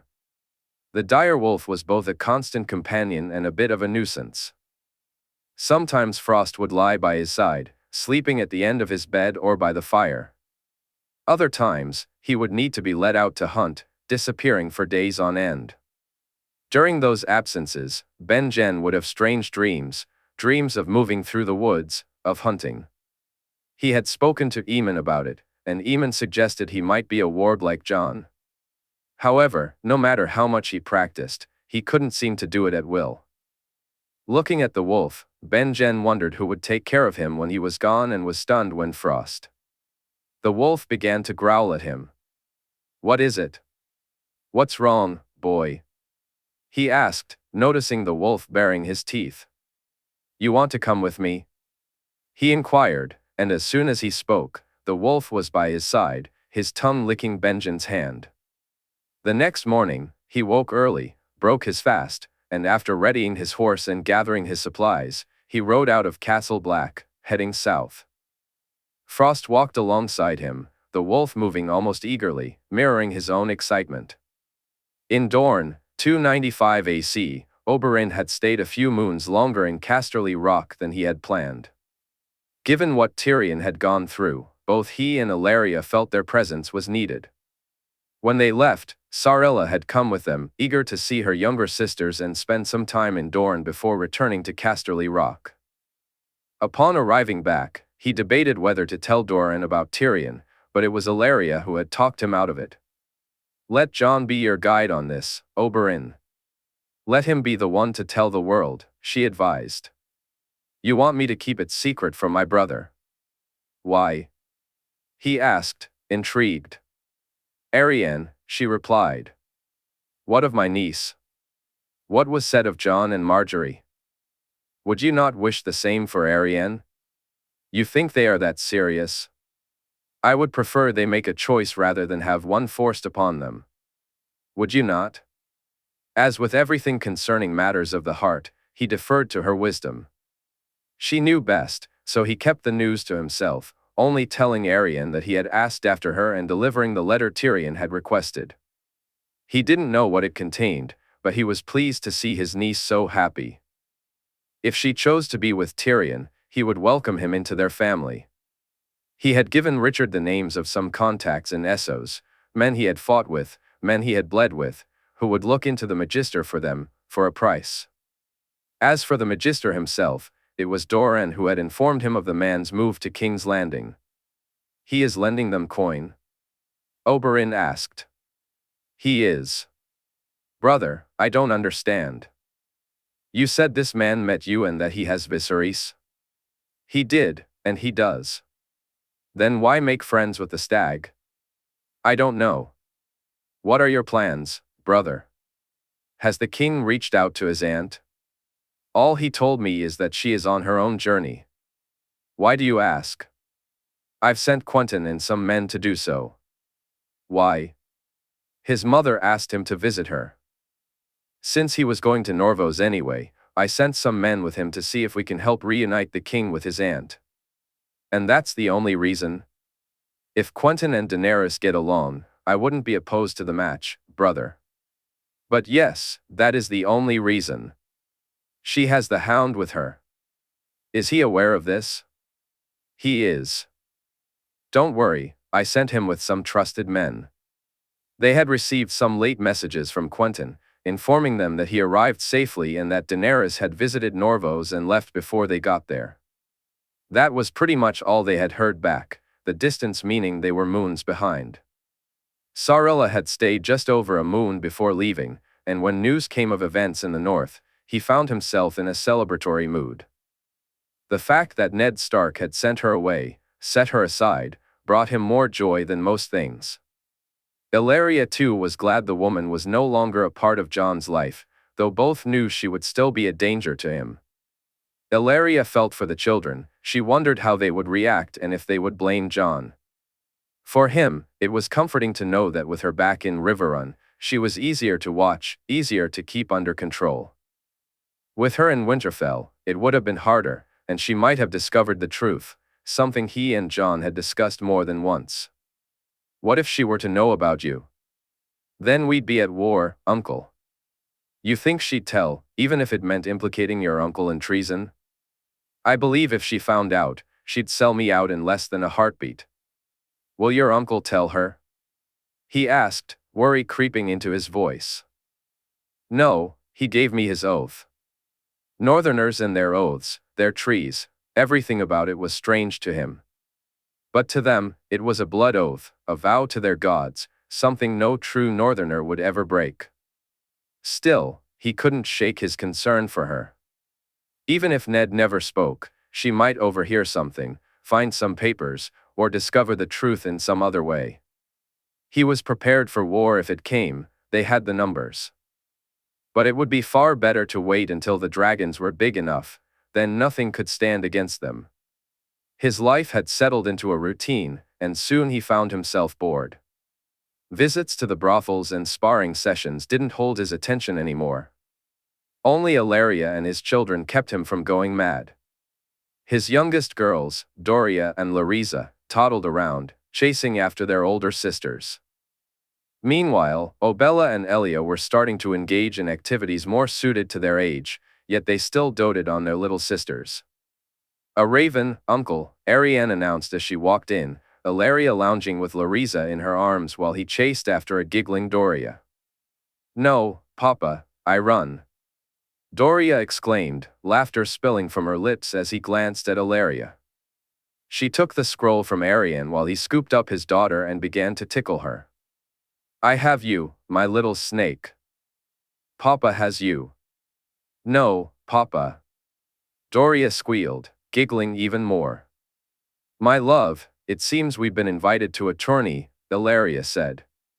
As he turned to look at her, his daughter playfully slapped his face, laughing even harder. Come, Doria, let's go to Mama. He picked her up and carried her over, with Ilaria making room on her seat for Doria to sit. It's too early for Joanna's name day, surely? It's not the Lannisters, uncle, it's the Tyrells. He took the scroll, glanced at it, and was surprised to see his name. Prince Oberyn, I would like to invite you personally to my granddaughter's name day celebration. You, Lady Ilaria, and your daughters, I look forward to seeing you all again for this special day. Olenna Tyrell's words echoed in his mind.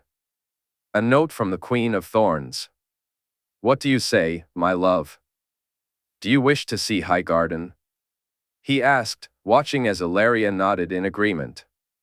Winterfell, 295 AC, Ned reflected on how difficult things had been since he sent her away. The children were struggling more than he had anticipated.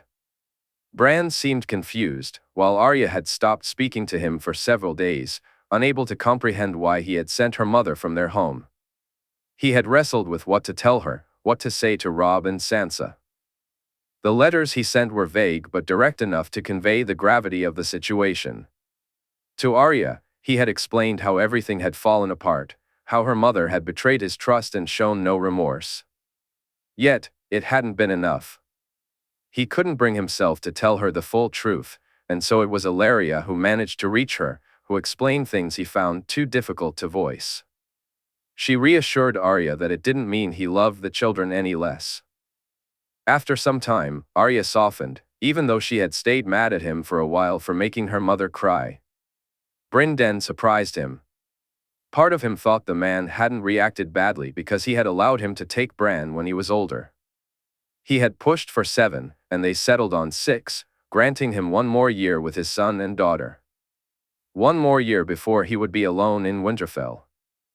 He wondered how he would cope then, how it would feel to have that much peace, and how he would handle being alone.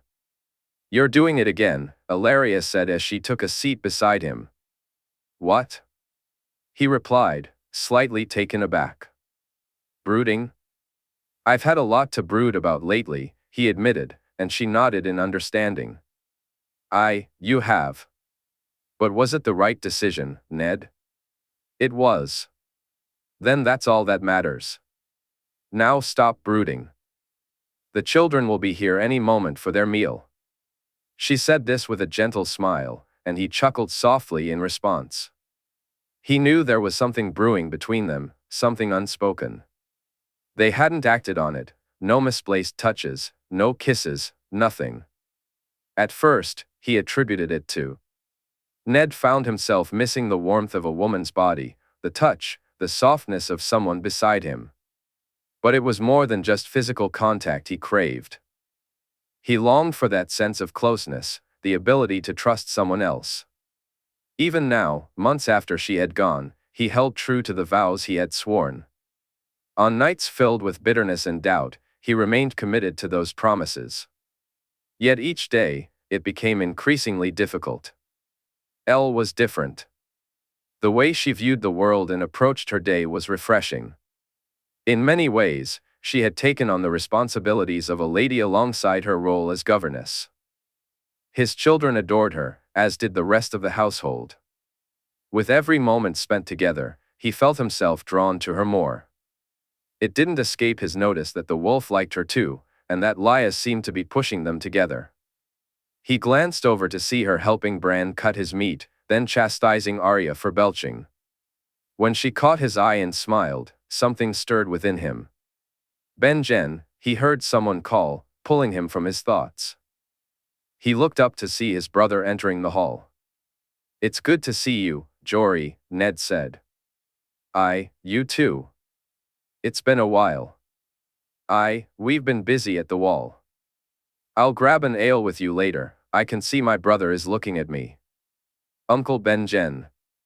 Arya shouted, running from her seat, with Bran following closely behind. "You can't be my niece and nephew. Look at the two of you, you're almost fully grown already." "No, we're not." Bran protested. That's true. If you were fully grown, I couldn't do this."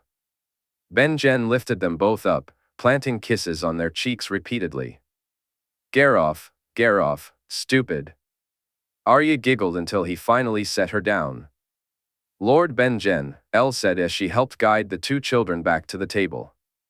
"Just Benjen, Lady Serwyn." Elle, his brother replied with a smile. "It's good to see you." "Brother," Benjen said, pulling him into a warm embrace. "You too, brother. You arrived just in time for dinner. I'm sure you're interested in a warm meal." I would." After they finished dinner, Ned and Benjen strolled toward the crypts. As they walked, Ned caught sight of a large wolf with Lya. He turned to Benjen, who wore a look of surprise. "You have a wolf?" they both exclaimed, laughter bubbling up between them. Lya. She's the pup's mother. And Frost, I think he may be the father." They continued to observe the wolves as they approached the keep, with Ned calling for Jory to ensure they were allowed inside. "How?" he asked as they entered the crypt. "I was coming back from beyond the wall when the wolf helped me with some wildlings. He hasn't left my side since." "What about you?" "John," Ned replied as they reached Lyanna's statue. "All the children have one now." He spoke with pride, and Benjen nodded in agreement. "Cat, Ned. Where is she?" Ned explained, watching as his brother's anger escalated with each word. He felt a twinge of fear. He had never seen Benjen like this before. "You know, when he told me, I planned to come here to confront you. Gods, if I had, we might not be speaking now. I failed." "I know that, Ben, but I've been trying to make it right." I know. I'm glad I didn't come." He was right, it needed to be you too. You had to fix it between yourselves. "I'm sorry about Cat, for you, for the children." "Thanks for not punching me," Ned said, and his brother chuckled. "We're lucky she wasn't here, she'd have punched us both," Benjen remarked, glancing at the statue. They stood in silence, paying their respects. By the time they left, it was nearly the hour of the bat, so Ned decided to wait until the morrow to discuss why Benjen had asked him to come. He bid his brother goodnight and made his way to his room, surprised to find Lya waiting outside for him. The next morning, Ben broke his fast with Elle, Benjen, and the children. After breakfast, he invited Benjen to join him in the Godswood. Meanwhile, Elle and the kids were captivated by the sight of Frost playing with Summer and Nymeria, while Lya watched over them protectively. "I need you to be the Stark in Winterfell, Ben said. I received a raven from Sansa, well, from the Tyrells mainly, inviting us to Lady Margaery's name-day tourney." "A tourney, you say?" Benjen replied. "I wouldn't go, but Sansa, Robb, and even Jon will be there. I sent them letters, but I need to speak with them about their mother. I want to see Jon again and talk to him face to face." "How long will you be gone?" Benjen asked. "I don't know, maybe a couple or 3 moons, Ben replied. "What about the children?" "They and Elle will be coming with me." "Elle?" "It's not like that, Ben. I mean, no, it's not like that. I'm not judging you, brother. I know. Luwin is aware of the projects in Wintertown, and I was expecting some builders to arrive at Moat Cailin. I'll show you the plans, and Luwin knows the costs. You're finally rebuilding it?" Jon was right. We need to build the north up, and with the trade, we have a chance. I'll write a letter to Jon. It's a pity I didn't know that was your plan, or would have had Eamon write one too. You get along well with him? He's kin now, Ned. Speaking of which. He gathered the children and asked Elle, who was more than happy to join him. Luwin sent a raven to Bear Island. Not only would the Pinnacle ship mean a shorter journey by land and a quicker one, but traveling through the Riverlands wasn't the best idea right now. They sent the raven to Casterly Rock in Highgarden on the day they left for Bear Island, with the children, the wolves, and Ben all looking forward to reuniting the pack. In White Harbor, 295 AC, Robb had thrown himself into his work. Between sparring, training with the lance, and spending time with Wyman going over trading issues, he kept himself busy. Spending time with Winifred had helped Robb keep thoughts of his mother at bay. His father's letter offered little explanation, only that he and his mother would no longer live together and that she had returned to Riverrun. Lord Wyman had explained what it meant to be set aside, offering nothing but sympathy, and Robb had appreciated that. While he wasn't entirely sure what had transpired, he could guess it had to do with Jon. It seemed that everything revolved around him for his mother. The argument they had was still fresh in his mind, as clear as if it had happened yesterday rather than moons ago. "How are you settling in?" Winifred asked. "Good, Mother. Lord Wyman is ever gracious, and I'm learning so much. Lady Winifred has been a true friend. You shouldn't get too friendly with her, Robb." "Mother? Lord Wyman may be friendly, and so may his granddaughter, but you are the heir to the north. They see you as a good match." "Would it not be a good match?" "It would, but you should aim higher, my love. A great house, a larger house." "And how I feel means nothing," he said, anger creeping into his voice. "Your future means more. More than my happiness. Robb, you can find happiness with many ladies. You shouldn't settle for a northern one, even one who follows the true gods. Have you ever spoken to her, Mother?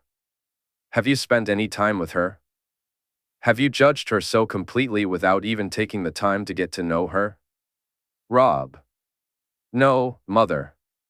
I may not get to decide my future, but I won't let you dictate it for me. I won't have you speak ill of someone who has been nothing but kind to me. This is what I feared." This was his plan, his mother said, shaking her head. "His plan?" he asked, confused. "The bastard wants to tie you up in a meaningless marriage, all so he can take your birthright. Don't call him that, he is my brother. Robb, he is a threat to you, to your future children. As far as I can see, the only threat to my happiness is." "That is your mother," Robb said. "Robb," she replied angrily. Grey Wind moved quickly, growling as he watched in disbelief while the wolf forced his mother back, teeth bared and shoulders raised. "Grey Wind, to me," he commanded. The wolf turned his head, growling once more before moving away. "You need to get rid of it. Get rid of that filthy beast. Why I ever wished you to have the white one, I'll never know. They're vicious, horrible, beastly things," his mother insisted. He could see she was upset, but something she said resonated with him. "Ghost? You wished me to have Ghost?" "What?" she asked, caught off guard. "The white one. You said you wished me to have the white one." "Why, Mother? Why did you want me to have Ghost?" "Robb, it was nothing." "Mother, why?" He raised his voice. "Why should the bastard have it? Why should he have a dire wolf when my trueborn son does not? You're the heir to the north, not he. But I was wrong, I wish they were all gone. All of them. Yet you think he wants to take what is mine? That my brother wishes to take something from me? He who brought me Grey Wind and showed me how wrong I was in how I behaved. You worry about him taking from me, and yet you wish to take from him. Who is the usurper here, Mother? Robb, this is what he wants, to turn you against me. To trick you into thinking he's good. You can't let the bastard win, Robb. You need to be protected," she said, as Grey Wind moved closer to her, growling again. "I am protected, Mother. The pack protects each other. Robb. I'm not even sure if you're part of the pack anymore," he said angrily, turning to leave with the wolf by his side. As he walked down to break his fast, memories flooded back unbidden, as they had been doing lately. No matter how much he tried to push them aside, when he wasn't busy, they returned. For a short time after he received his father's letter, he had tried to blame Jon, tried to see it from his perspective. Robb struggled to understand his mother's perspective. it didn't align with the Jon he knew. Instead, his thoughts drifted back to Winterfell, to the days before Jon returned. He recalled how things had been, how his mother had behaved then, and how she treated Jon upon his arrival. Every step of the way, she had tried to turn him against his brother, while Jon had done everything possible to bring them together. Robb remembered the conversations he had with Wylis, the knight who had been all too happy to set him straight about bastards and usurpers. Some bastards have taken what their trueborn siblings have, though not as many as you'd think. Some trueborns have done the same, Robb. You know of Cregan Stark? Wylis asked. The Wolf of the North? Robb replied. Ever hear about his uncle Bernard? No. Not many have. Cregan became lord after his father passed, but he was only 13, too young to rule. So, Bernard was his regent. When Cregan came of age, Bernard wouldn't step aside. What happened? Robb asked, intrigued. It took him 2 years to wrest control from his uncle. 2 years. Now tell me, does it matter if a man is trueborn or a bastard? No, Robb admitted. Do you believe your brother is true? Then nothing else matters, does it? Wylis said, giving him a friendly slap on the back. As Robb walked into the hall, he spotted Winifred and Willa smiling at him excitedly. His troubled thoughts began to fade away. Come quick. Grandfather has news that will cheer even your grumpy self up. Winifred exclaimed. I'm not grumpy, he replied, though he couldn't help but sound a bit grumpy. Robb, even Grey Wind is grumpy, look at him. She teased. Robb turned to see his dire wolf looking miserable. Winifred practically dragged him to the seat, not allowing him to grab a meal, and eagerly looked to her grandfather. Tell him, she urged, and Wyman chuckled. I thought she was going to drag you from your bed, Robb, he said, prompting laughter around the hall. We received a raven from Highgarden, he said, a smile breaking across his face. We've been invited to a tourney, lad. Looks like we're all heading on a trip. A tourney? Robb exclaimed, his excitement bubbling over. You'll get to see your sister, and your brother too, no doubt. Jon is going? I doubt there's anything in this world that would make him miss it. Robb smiled, glancing at Winifred, who was smiling too. A tourney, Highgarden, and the thought of seeing his sister and Jon filled him with anticipation. Casterly Rock. Jon. Gods, she was growing. It had been less than a moon since she moved into the new room, and it felt pointless for him to stay there. The cave had become far more to her liking. Ligeron could have stayed in the room, but he chose not to. Instead, both dragons slept together in the cave. Some nights, Robb would fall asleep there, wrapped up with them both. He had even convinced Tyrion to stay more than once. At first, he had worried that the caves would feel barren and uncomfortable compared to the rooms, that a dragon raised in relative comfort wouldn't take to them. But he was quickly proven wrong. Rhaenys, in particular, adored the caves. She loved the freedom of coming and going as she pleased, relishing the independence of not needing someone to let her in or out. Since she'd moved, she had grown even more.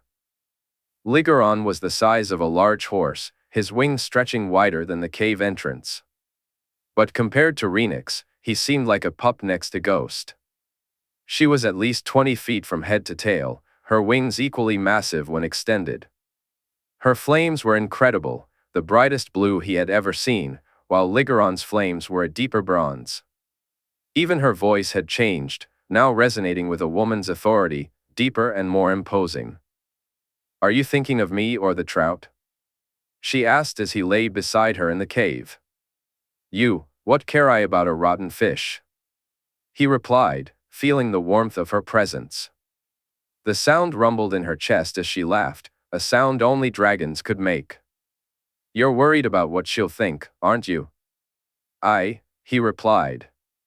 It's not just about her mother and my part in all this. a part of me doesn't want to tell her. You have to, Jay. She needs to know. If she finds out later that you didn't tell her after you told Joy, she'll hate you for it. I worry she'll hate me for it anyway, especially now. She won't. Just be honest and tell her the truth. I'm a sister, I know these things, she assured him, and he chuckled. What about you? I'll be gone for some time, maybe a moon, maybe two. Think you're so important, do you, brother? Think I can't manage without you? That I can't last without you nearby? She huffed. Just as I can't and won't be able to without you, he replied, feeling her head rub against him. I'll be fine, little brother. You just make sure you are. All of them, Jay, even the new one with the foul mouth, she added, and he laughed at her description of Bronn. I need him to stay here. Besides, he's more Tyrion's man than mine now anyway. He felt her huff again, but eventually, she relented, and within moments, she fell asleep. He quietly moved over to his son. Father, is Tyrion going too? His son asked, his voice softer and more pliant since he'd gotten his rider. No, he's staying. He'll come to visit, he and Sarella. His son said nothing more, remaining quiet and content. Ligeron spoke only when he had something to say. Rhaenys was a chatterbox, but his son was happy, and that was all he cared about. Even with Tyrion, he didn't speak much, only to reassure him and help when Tyrion's melancholy became overwhelming, something that thankfully had lessened recently. They had thought he was over it, believed he had handled it well, and for the most part, he had. But occasionally, it would strike him, and Arthur would say he looked like him, like Rhaegar too, mostly then. They would be leaving at the end of the week, Jay found himself spending even more time with the dragons, even at the expense of his sparring and jousting, despite the tournament on the horizon. He woke up early, watching as the dragons emerged from the cave, stretching their wings and feeding in the water. They returned just before sunrise, and he bid them farewell before heading back into the vaults to get dressed for the day. As he entered the dining room, Joy greeted him with a playful tone. Jon, there you are. Were you with our friends without me again? Looking around, he noticed everyone was present. I was. Forgive me, my lady, he replied, giving a small bow. Joy's laughter filled the room as she looked at him. See? I told you I can be a lady when I want, she said, glancing at Ashera, who chuckled in response. You're supposed to be a lady all the time, Joy, Ashera teased. No fun. Only sometimes. Jon, sit with me. He took a seat beside her, and for the next few moments, he split his attention between enjoying his meal and watching her turn breakfast into a game. Joy would sneak sausages from anyone who glanced away, giggling as she hurriedly fed them to Dusk and Ghost. When she grew tired of that, she leaned in close and whispered in his ear about the tournament, her new dresses, and how he better dance with her. Before long, she was eagerly talking about how much she looked forward to seeing Sans and Margie again. Jay realized how quickly time passed in her company. Bye-bye, Jon, she said, planting a kiss on his cheek as she, Ashera, and Cregan, along with her foster friends, headed off to their lesson. Bye-bye, Joy, he replied, watching them go. Look at them, Loras remarked, observing Joy as she chatted with the four girls. I swear, I thought it was only you she could wrap around her finger. Jay laughed, and together with Loras and Brienne, they made their way to the sparring yard. With no lessons today and not much else to do, he felt a bit stiff from sleeping in the cave. Still sitting with Tyrion? He asked. Brienne nodded. Then what do you say we go one for all? Loras looked at Brienne and then back to him, and it seemed like all three of them agreed. After their sparring session, he headed to meet up with Tyrion and Satin, neither of whom would be attending the tournament. He found them, as usual, in Tyrion's solar, along with Bronn. After exchanging greetings with Bronn and Satin, he took a seat across from his uncle. How are they today? Tyrion asked. They're good. Ligeron keeps asking me if you're going with us. Every day, the same question. I'm starting to think my son doesn't trust me, he replied, and Tyrion chuckled. I suppose I should be flattered. A dragon doesn't want me to leave. What about you? I actually don't really care, to be honest. We both can't go, and it means more to you than it does to me. I'm grateful for it, Uncle. I really am. Knowing they have you means a lot. They have Sarella too, Jon. They do, but it's different. You know it is. I do. Are you ready for the questions? I am. It wasn't me, Tyrion. I may be glad of it, but I didn't interfere. I never asked him to set her aside. No, they still may blame you. You know that. I do. I'll look after the dragons, Jon. Loamora too. Thank you. The maester had helped a lot. Once Jon had shown him the glass candles, he began studying with Melisandre, and with Tyrion's help through most of it, although he still wouldn't reveal everything. But Jon knew it was coming. Between his and Marwyn's letters, they had figured out almost everyone involved, and soon it would be time to act. However, he had yet to come up with a plan for what that action would look like. After visiting with Daisy and Joanna, having a spar with Cregan and Arthur, he ate his meal and went to read Joy her story. She was getting too big for it, she knew it, he knew it, and it had even begun to not be a story Jon found himself speaking less and less about his own life, choosing instead to share stories about the dragons and their adventures. He cherished the time he spent with her and resolved to continue these moments for as long as he could. Afterward, he spotted Jaime standing on the battlements, a familiar sight for most evenings. Jon walked up quietly and joined him, both of them gazing out into the distance in silence. Sometimes they discussed their day or made plans for the future, other times, words were scarce. A few times, they even sparred up there, with Jaime teaching Jon how to fight on the stairs and against the wall, using only blunt swords. We need to be careful, Jon. This came from Richard, Jaime said, handing him a note. Jon read it aloud, Stag, Lioness, and Cub attending, Littlefinger joining them. I'll see you there. I don't know which is worse, Jon replied, earning a chuckle from Jaime. Were it not for her mother, I wouldn't let Daisy and Joanna go, but she will be attending, and Daisy would kill me if I tried to stop her. She wouldn't kill you, but she might hurt you very badly, Jon said, a grin spreading across his face.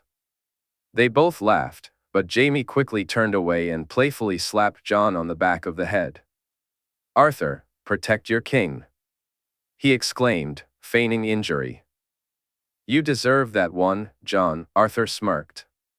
There's not much we can do, is there? We either go or let them force us not to. I don't think we really have a choice, Jon said, and both Arthur and Jaime nodded in agreement. I'll be careful. I'll have my guards and Ghost with me. I'll try to keep out of Robert's line of sight, Jon assured them. Cersei's too, Jon, Jaime reminded him. Hers too. I'll see you on the morrow, Jon said. On the morrow, Jaime replied. They had 2 ships sailing to Oldtown, one carrying Jenna, Kevin, and their children, while Jon, Jaime, Jerian, Joy, and Jon's friends filled the other. Cregan was looking forward to reuniting with Sansa, and Loras was eager to return home. Brienne's father would be attending, as would Daisy's mother. For Jon, the anticipation of seeing his daughter was palpable. Jon had been thinking about his sister, wishing he could speak to her and reveal his true self. Yet, as he lay on the Lady Joanna that night, the drawing in his hand captured his thoughts. I'll see you soon, just Margaery, he whispered softly. Highgarden, 295 AC, Sansa was busy with the final preparations. The tourney grounds were nearly complete, food and wine had arrived in abundance, and the ice house was fully stocked. When the first shipment of ice had reached Highgarden, people were amazed, though it didn't last long even in the ice wagon. Lady Olenna had decided to build a large ice house, and since then, ice had become a staple in their daily meals. It cooled milk and drinks, kept food fresh, and even served as a simple pouch to soothe a warm forehead on hot days. As Sansa walked alongside Willis, Margaery, her cousins, Mira, and Fawn, one of the servants carried a large jug of juice filled with ice. She glanced at Fawn, still trying to connect with him mentally. Willis had found some books on warging, and Jon had sent her some instructions, but she struggled to make the connection he described. Jon had promised to help her when he arrived, and while she looked forward to his visit, the excitement of her whole family coming together made her even more eager. Grandmother received a raven, Willis said. The king, queen, and crown prince have decided to attend. Joffrey is coming? Sansa asked, surprised. Aye, he is. Gods, do you think they'll discuss the betrothal? She asked anxiously. Willis nodded. I think they might, though it's strange. Your father's letter didn't mention it, did it? No. I don't know, but it seems to me he's not so keen, he replied. But with the king here? Sansa said, worry creeping into her voice. We can speak to him before then. He should arrive before the king does. Willis had a talent for calming her, much like Jon did. He had always been there to help her calm her nerves and relax. When news broke about her father setting her mother aside, he took her for a walk in the garden, allowing her to express everything on her mind. He comforted her, assuring her that it had nothing to do with her. The letters from her mother made that clear. Once again, her mother blamed Jon, claiming he was the reason for everything, the one at fault. It didn't matter that he was leagues away in Casterly Rock while she was traveling across the realm. Even if Jon had wished for it, her father wouldn't act on his say-so. Yet her mother persisted, warning her to be wary of Jon, to be careful around him, and then invited her to visit Riverrun. Sansa, are you well? Margaery asked as Willis spoke to Garland. What? Oh, sorry, I was miles away. Nervous? Excited, I think. Me too. I can't wait to see Loras again, Margaery said, glancing at Sansa from the corner of her eye. Just Loras? Sansa asked innocently. Not just Loras, Jon too, obviously, Margaery replied, looking at her before they both burst into giggles. Me too. In just a few days, they'll all be here. This is going to be wonderful, Marge. I hope so, Margaery said, her lopsided grin spreading across her face. That night, Sansa slept easily, dreaming of wolves running through the fields of the Reach, all of them together howling, a pack united against the world, with nothing and no one able to come between them. Chapter 77, The Song of Ice and Fire. Riverrun, 295 AC, 7th moon. Catelyn Tully sighed as she reflected on her brother. He tried his best, she would give him that, but ultimately, he was utterly useless. More and more, she found herself shouldering not just the responsibilities of running their household but also managing the affairs of the Riverlands. Edmure seemed to relish the trappings of lordship far more than the actual duties that came with it. Yet, perhaps his biggest failing turned out to be a blessing in disguise for her. Despite her best efforts, she had been unable to persuade Edmure to marry, or even to consider marriage. It wasn't as if there were a host of noble ladies clamoring to become the lady of the Riverlands. At first, Edmure's reluctance irked her. Was their house truly fallen from grace? Was it her brother's fault, or were there simply few suitable ladies of age available? She ran the possibilities through her mind, Isilla Royce from the Vale, perhaps one of the Florence or Redwynes, though given Olenna Tyrell's influence, she suspected it would be the former. A match from the west seemed unlikely due to the bastards' connections with the Lannisters, and the Stormlands offered even fewer prospects. That really only left the Riverlands. To her surprise, she found herself considering a fry, as few families aside from the Brackens had daughters of an appropriate age. In the end, however, none of her potential matches were forthcoming, and Edmure himself put a definitive stop to the matter, declaring that he would not marry anyone from a lower house and that he wasn't ready for marriage just yet. He was far too occupied with bedding servants and whores, which offended her, yet it also proved fortuitous. The simple truth was that if he wed, what would become of her? What would her place be? For now, she was the lady of the Riverlands, wielding some power. If Edmure were to marry, that power would all but vanish. My lady, Here are the figures you requested, Vyman said, handing her the books. How are we fixed with our stores, Maester? She asked.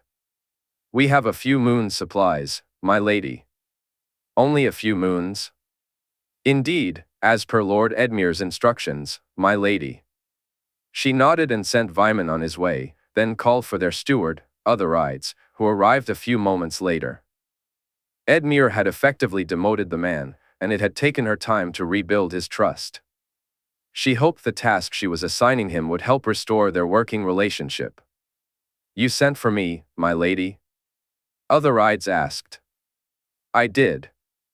I'd like you to take a look at the books, Uther. I need to know where our coin is going and why we're not investing more in our stocks.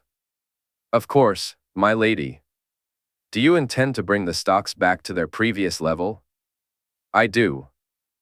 I cannot understand why we've allowed them to slip so, she said, shaking her head. Neither could your uncle, my lady. My uncle spoke to you about stocks? He did, my lady. I informed him that I was no longer involved in them, and so he reinstated me. After Otherides left, she shook her head again at her brother's foolishness. Her frustration was tempered by her feelings toward her uncle. He had deserted her when she needed him most, failing to stand up for her. Family, duty, honor, these values seemed forgotten as he rode back with her to Riverrun and then left for the Vale.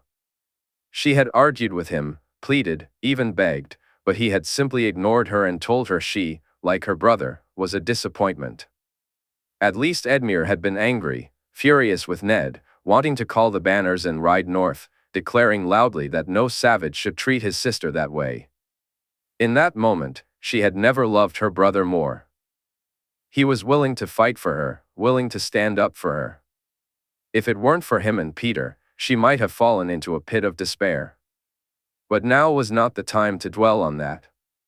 Despite the insult, she knew the banners would not rise, not for that. As Petyr said, for now, they needed to bide their time. Petyr, you came, she said, greeting him at the gates of Riverrun. Of course I did, Cat. I can't believe he would do such a thing. Has he taken leave of his senses? I worry you were right, Petyr. I worry that he is in league with the bastard. Nothing else makes sense to me, she replied, tears streaming down her face. Don't cry, Cat. I can't bear to see your tears. I swear, I won't allow this insult to stand. I'll do everything in my power to see you in your rightful place. Were it not for him, for both of them, she would have crumbled, but instead, her resolve only strengthened. She needed time to make House Tully strong and ready. So she began to mend the rifts Edmure had caused with their bannermen. She reached out to Lady Shella, even though she agreed with her brother that the lady was in the wrong. She spoke to Lord Bracken, Lord Mouton, and Lord Blackwood, even to Lord Derry, and most especially to Lord Mallister. The rift between Edmure and both the Lord and heir of Seagard was growing ever wider. She didn't bother to reach out to Walder Frye, knowing the man's word was worthless. Instead, she took pains to connect with other houses that might feel as she did. At the feast that night, Edmure was drunk once again, and she found herself having to speak to him about his complaints. I'm the Lord, Cat, not you. I won't have ingrates sup from my table. These are our most important bannermen, Edmure. You may not like them, and you can speak of them however you want in private, but in public, you must be more discreet, more circumspect. Was father discreet when he spoke of the weasels or called Derry a coward? He answered drunkenly. Yes, he was. because he did so in his solar and not in the feast hall. You are a lord now, Edmure. You must behave like one. Like Ned Stark? Some lord he turned out to be. Edmure, she said, her tone admonishing. Cat, I'm sorry. I didn't mean it that way. My anger at him for how he treated you. I'm sorry. I wish I could just face the man and strike him down for such an insult. It's quite all right. Please, Edmure, for me, try at least. For you, I'll try, he said with a smile. When other rides returned, she was shocked. She had no idea their coin situation had become so dire. While they were never a rich house, they had always been well run, and money had never been an issue. As it stood, they would soon be in debt if things didn't change.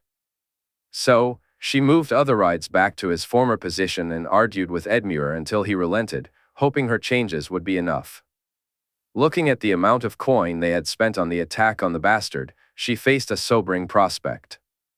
She couldn't risk bankrupting her house over his death, no matter how much she wished for it. She couldn't afford too many more chances to see him fall, so she had to bide her time. Next time they did something, it had to succeed. That night, after the feast, she cried herself to sleep. News of the tourney at Highgarden had arrived, and the knowledge that the king and queen would attend made her own banishment feel even worse. She only hoped that the king would take one look at her daughter and decide to announce the betrothal then and there, making it public and leaving no room for Ned to back out. She cursed Olenna Tyrell for her banishment, and she cursed Jon Snow for being the cause. The journey to Volantis was long and tedious, though over time, Dany found that she and Quaithe got along surprisingly well. Even if the woman had an annoying habit of correcting her, whether it was her posture, her eating habits, or how she dressed, Dany appreciated the companionship. At first, Dany found Quaithe's way of speaking grating, but soon it became endearing. It felt like having a mother looking after her, a woman ready to teach her things no one else could. This became especially precious one morning when Dany woke up to find blood on her sheets and between her legs. Horrified and terrified, she felt shame wash over her at the sight, and the reality of what it meant to bleed from such a place. Hiding in her room, unsure of what to do or say, she huddled in a corner. "Princess, are you well?" Quaithe called from the door. "Dany, are you still sleeping in there, you lazy sod?" Sandor's gruff voice echoed. "Go away, leave me alone," she replied, her voice soft and barely recognizable. "Princess?" Quaithe mumbled, and to Dany's horror, the door opened. Both Quaithe and Sandor stepped inside. "Get out, get out, get out!" she shouted in a panic. Only Sandor complied, leaving Quaithe to kneel beside her and meet her gaze. "It's no shame, princess. It happens to all girls. You've flowered, become a woman. But the blood?" Dany whispered. "It happens to us all," Quaithe reassured her gently.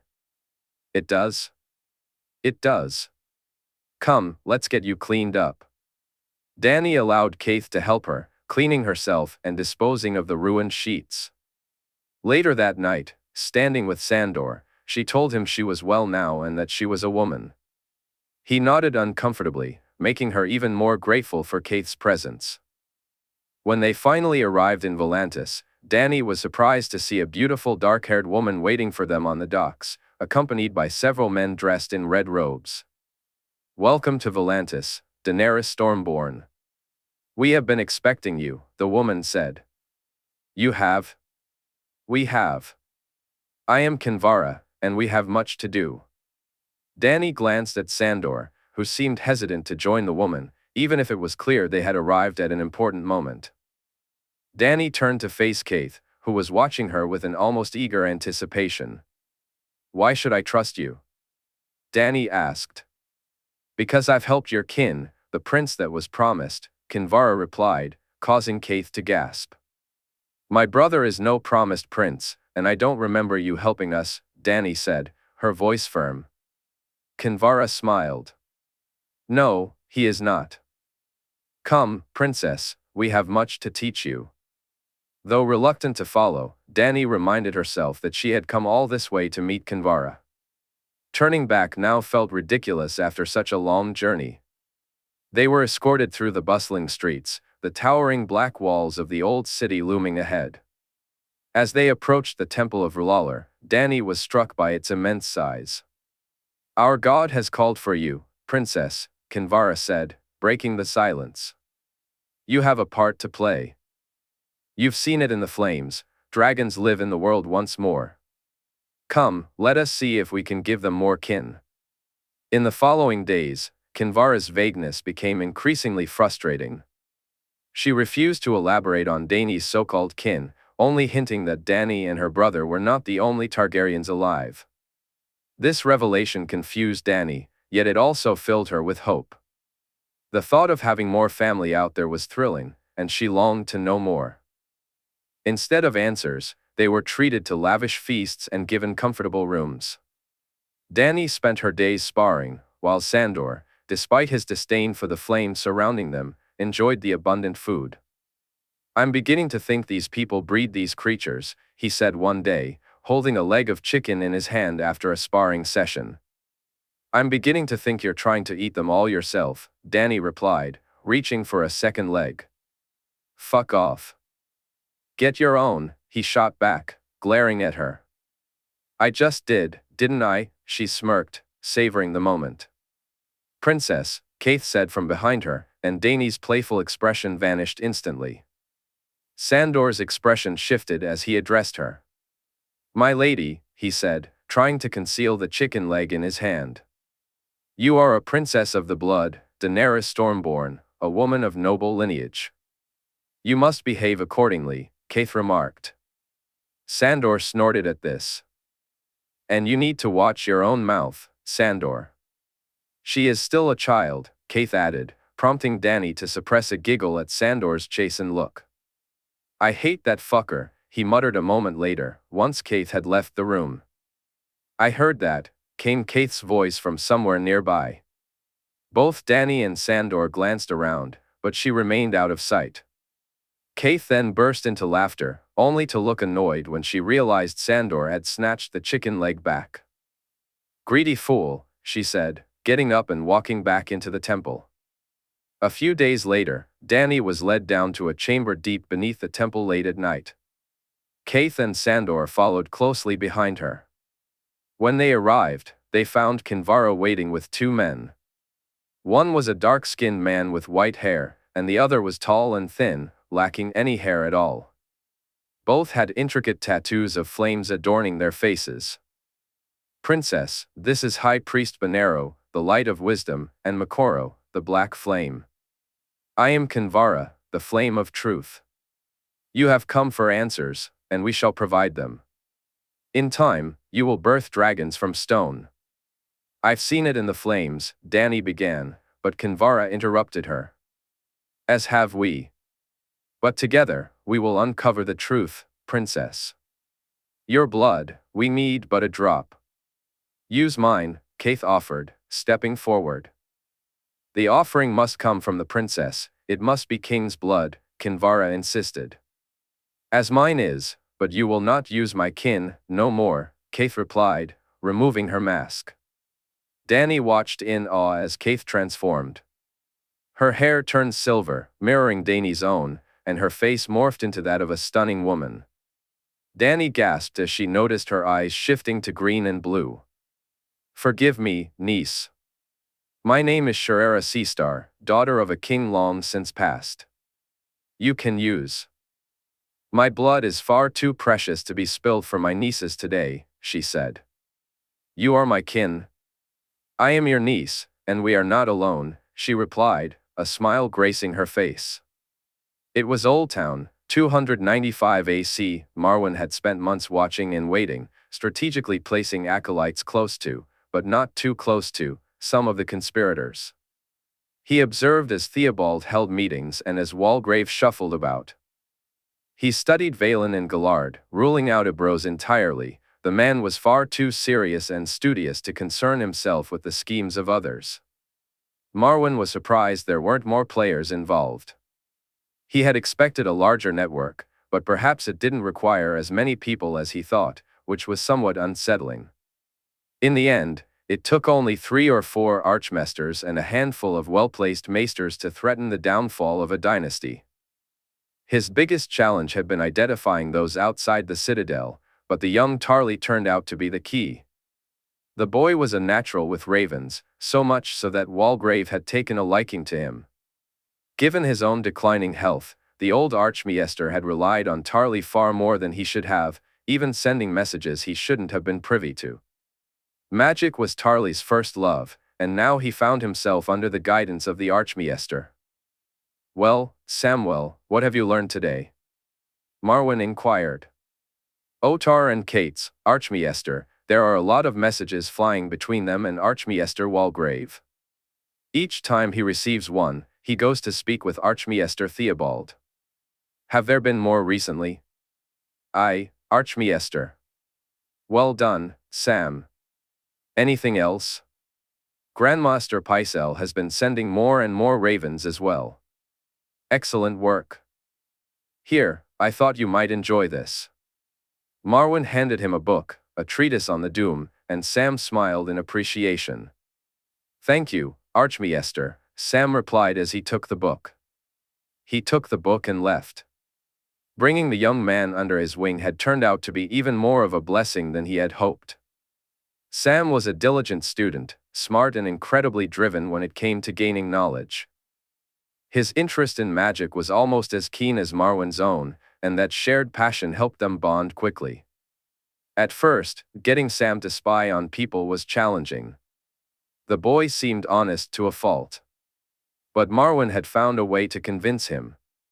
The other men of the Citadel, Samwell, he explained, look down on magic. They see it as a long-forgotten study, something of the past, and they're glad of it. But magic exists, and it's coming back. It needs to be studied, to be known, to be understood. It does, Sam agreed. Then should we let those who wish it forgotten have their way? Marwyn pressed. No, Sam replied, a spark of determination in his voice. That's why I need your help, Samwell. It was true that Marwyn was manipulating him, but the cause was just, and the need was pressing. Sam had proven to be a most apt spy. People looked at him and saw only the fatness of his belly and his bumbling, nervous nature. But there was so much more lurking beneath the surface, and Marwyn had honed those hidden talents to his advantage. Quickly, he confirmed his suspicions and began the tedious process of gathering names. Then, a wrinkle appeared when Keilot's journal arrived. The conspirators were rushing around like flies, worried and harried. Marwyn cursed Oberyn for his rashness. The death of one maester from a great house could be explained, but 2 was much harder to justify. It sparked fear and worry that they had been exposed. Dorne's acceptance of the new maester helped to alleviate that concern, and Marwyn knew he couldn't intervene, only warn them. So he did, sending out ravens to each of the conspirators to tell them to be on their guard. His trips to the brothel had become so regular that he was no longer followed. They had relaxed and left him alone, allowing him to do as he wished. Tonight, however, he was headed to the Undercity, drawn by the old lady's wish. Marwyn approached the old woman, who had called for him. "You wished to see me?" he asked. "I did. It's time. The prince calls for you, Marwyn the mage." "The prince beckons, and you must go to him," she replied. "My work," he inquired, "is pointless and meaningless compared to the work you must do. Go, speak to the prince. Help him, for he is in need of more than he has." "And what about those who would see him fall?" Marwyn pressed. "They must fall. Whether you are here or there, that remains true. Go to the prince. Do as he bids you. He is closer than you think, Marwyn the mage." Marwyn spent the next few days preparing for his departure. Finding a ship to Casterly Rock would be easy, and planting the idea in his colleagues' minds that he was off on another fact-finding mission was simple enough. Why do you waste your time with such idiocy? Ryam exclaimed as they broke their fast. Magic is real, it's tangible. All we need to do is look, and we'll find the truth of it, Marwyn responded. And how many years have you been looking? Theobald scoffed. Knowledge is its own reward, is it not, brothers? Is that not what we seek here each day, knowledge, to learn that which is not known? Marwyn countered. We seek knowledge, you seek myths and legends, Valen laughed. Aye, but should I find them, then what? What do myths and legends become when they are proven? Marwyn asked. Yet in all your years, for all the time you've worn that chain around your neck, what have you proved, Marwyn? What have your studies brought you? Ebrose challenged. What have yours? Marwyn shot back, causing Ebrose to nearly choke on his drink. What do you care about what I find? I'm a fool, Marwyn the mage. If what I seek doesn't exist, why should you care that I waste my time looking for it? We care not, only that your seeking sullies the reputation of the Citadel. Flights of fancy, myths, and legends, this is not learning, it's dreaming. This is not knowledge, it's fantasy, Theobald said, and the others nodded in agreement. What's life without a bit of wonder? Marwyn replied, a spark of defiance in his eyes. Little fantasy, huh? Leave him be, brother. Let the fool waste himself on yet another pointless journey. Westeros, Essos, for over 20 years he's searched, and what has he found? The glass candles still do not burn, Ryam said dismissively. He nodded, conceding the point, and noticed the smile spreading across Ryam's face. It took Marwyn a few more days to gather his belongings and ensure he had all the necessary papers. As he read over his notes, he sighed, wondering what the prince would do with this knowledge. Despite everything they had done, despite what they would do if they knew about the prince, they were once his brothers. It wasn't entirely their fault that they had become close-minded fools, though their actions certainly were. He reviewed his notes on Ottar and Cates. Tyrion's man had asked him to uncover who they were and why they were so important, mentioning that their names had been found in Keilot's journal. It didn't take long for him to realize the game his colleagues were playing. Ottar was at Ironwood, and Cates was at Brightwater Keep. It wasn't just the Lord Paramount's houses where they placed their men, they also positioned them among their strongest bannermen and biggest rivals when they could. His brothers wished to control the flow of events, but in trying to do so, they had forgotten their true duty. They were meant to record, to offer advice when asked, and to keep a record of the world, not to shape it according to their preferences. Are you going to the tourney? Sam asked as he entered the room. Tourney?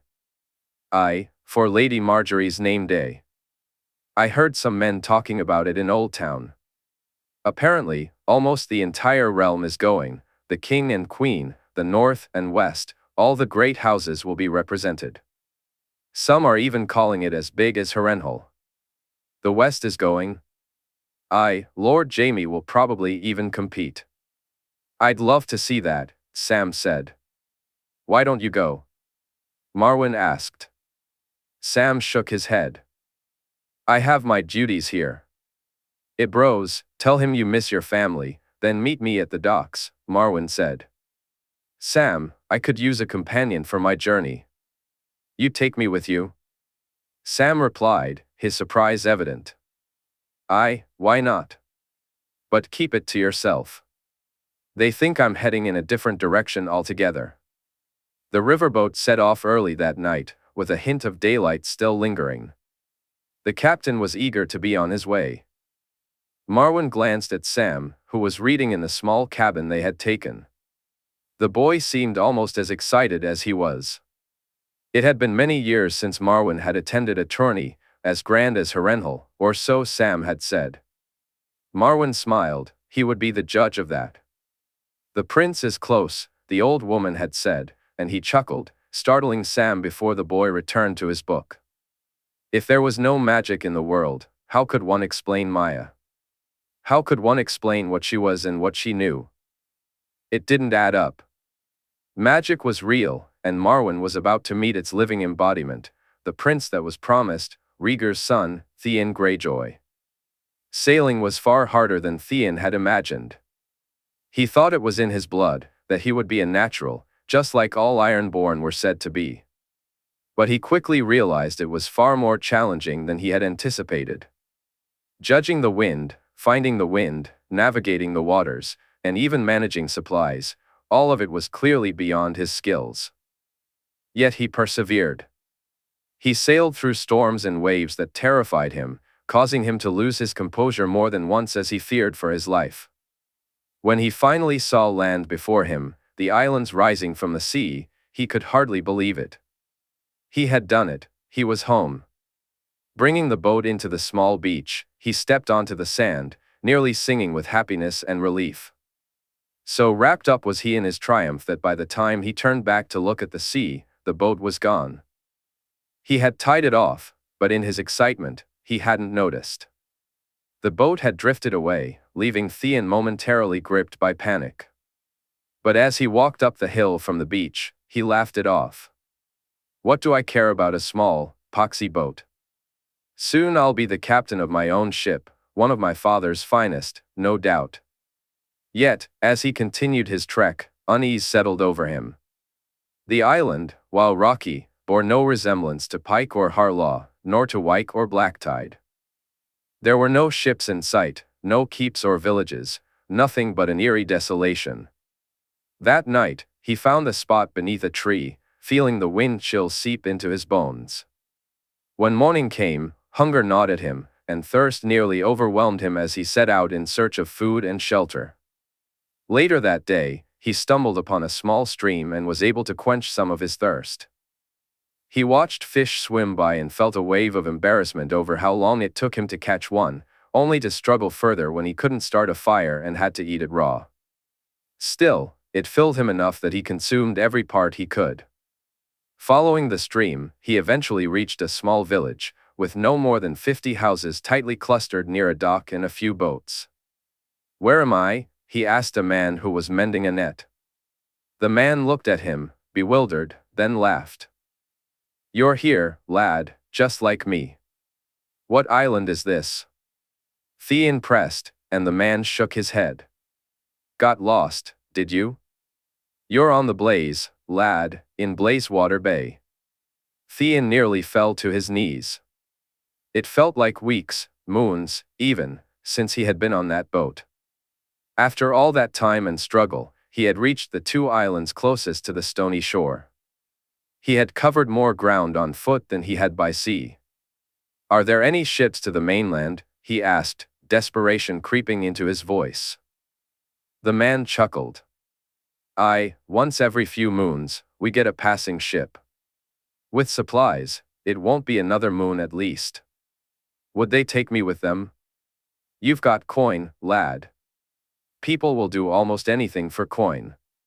He nodded, looking around, feeling a wave of despair wash over him. If he was stuck here for over a moon, what on earth was he going to do? He doubted there was a tavern or any place to stay.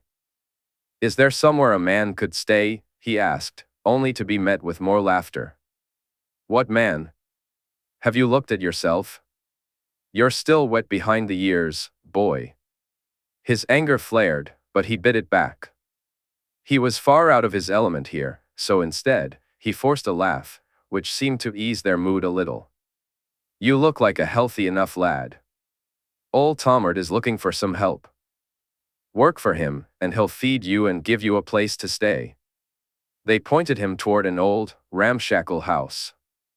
After some time, he found himself talking to an old man who eventually agreed that if he looked after things for him, he'd provide food and shelter. The next moon brought the most work he'd ever done, milking goats, chasing after sheep, cleaning stables, and fixing up the house. He worked from early morning until late at night. Tomard was a grumpy old fellow, but he could cook. He shared his warm ale, and if not for the back-breaking labor, he might not have minded his time here, except for the lack of women to share it with. The few he encountered were either too young or already married, and while he found himself looking, he knew he couldn't risk trying anything here. So, he turned to his own hand for relief. The ship will be here on the morrow. You sure you have to leave, Robb? I could use you around here a bit longer. You could even have this place and the animals when I'm gone. I need to get back to my family. They'll be worried about me, he replied, and Tomard smiled. They're lucky to have a son like you. Well, I won't see you on the. Good luck tomorrow, Robb. I wish you all the best. I thank you, he replied, and despite everything, he truly meant it. It took half his coin to book passage, and he knew he would still have to work during the voyage. He was glad to leave the blaze behind. Life there had been too hard, too simple for him. He was Theon Greyjoy, heir of the Iron Islands, destined for far more than the life of a farmer. When he arrived in Seaguard, he found the town more to his liking, nicer streets, warmer days, and, to his absolute delight, a brothel. The girl cost twice as much as those in Wintertown, and her figure was smaller than he preferred, but it had been far too long, and his hand was getting calloused from overuse. So, he indulged and found himself spent far more quickly than usual. Still, he felt a sense of happiness as he left, and he was even happier the next day when he spotted the longship and the familiar figure walking along its bow. Dagmar Cleftjaw, as I live and breathe, he exclaimed, looking from the docks to the ship. And you be who, boy, to address me by my name? Dagmar replied before recognition dawned on him. Quick, lad, come aboard before anyone sees you. Dagmar led him below deck and handed him a mug of ale. Taking a seat, he looked Theon over. You've grown, lad. We heard you escaped. Your father received a raven from the fat stag demanding your return. What did father say? Theon asked, a hint of worry creeping into his voice. That he didn't have you and couldn't return what he didn't have, Dagmar said with a laugh. Where've you been? Theon spent the next hour spinning an exaggerated tale of his escape, how he had fooled the guards and snuck out without them ever suspecting. He told Dagmar how he paid the iron price for his ship, sailed it to a nearby cove, and then burned it for firewood on his way here. Why didn't you sail to the islands themselves? Dagmar asked. I couldn't risk it without directions. Besides, I knew if I kept to the coast, I could stop off for food and water. Eventually, you'll make it here, or one of my father's men will pick you up, Dagmar said, pouring more ale from the jug. You did well, lad. Your father's sure to be proud of you. We sail tomorrow. That night, they celebrated Theon like a returning hero, and when they set sail the following morning, he stood on deck, feeling more alive than ever. Dagmar talked about his father, his sister, and his uncles, and Theon soaked in every word. A little over a week later, he spotted Pike in the distance. As the ship docked and he stepped off, a smile broke across his face. For the first time in 6 years, Theon Greyjoy was home. Highgarden, 295 AC, Jon felt a buzz of excitement in the air, though it was hard to tell who was the most eager for their journey. Loras could barely contain himself, though he missed Satin and was sad the boy couldn't join them. Brienne looked forward to seeing her father again, while Daisy was excited not only to see her mother but also to introduce her to Joanna. Cregan was eager to reunite with Sansa and to witness his first tourney, while Arthur and Ashera felt nervous, neither had attended one since Harrenhal. Meanwhile, Kevin, Jenna, and the children had decided to take a riverboat up the Mander. Jon almost envied their choice, but as he rode the Rose Road on Winter, with Joy sitting in front of him, he quickly changed his mind. The Reach was stunning, filled with beautiful sights and delightful smells, flowers, apple trees, peaches, and plums all growing within arm's reach. Hungry, Joy? He asked as they arrived at a small village. She nodded, and given the rumble of her stomach, he didn't really need to ask. They stopped to eat, and Joy found the fruits even more delicious than he did, almost gorging herself on the assorted berries. Strawberries, Jon! She exclaimed, popping a large blackberry into her mouth. No, he replied, and she giggled. She rode with him as much as she could, though they had left apples behind, much to her annoyance. However, given that they had brought with limited space for horses at the tourney, he suspected she preferred it this way, sitting in front of him, alternating between playing her games and embracing her role as a lady, depending on her mood and how tired she felt. At night, while camping under the stars, she would ask for stories as they gathered around the campfire, often drifting off to sleep on his shoulder, prompting him to carry her to bed. He, Loras, Brienne, and Cregan would stay up late, chatting around the fire, each of them eager to reach Highgarden for their own reasons. For him, it was about seeing his sister and brother, talking to them, and hoping they didn't blame him for what happened to their mother. It was also about experiencing Loras's home and family. And then there was Margaery, seeing her again, speaking with her, dancing with her, simply spending time with her.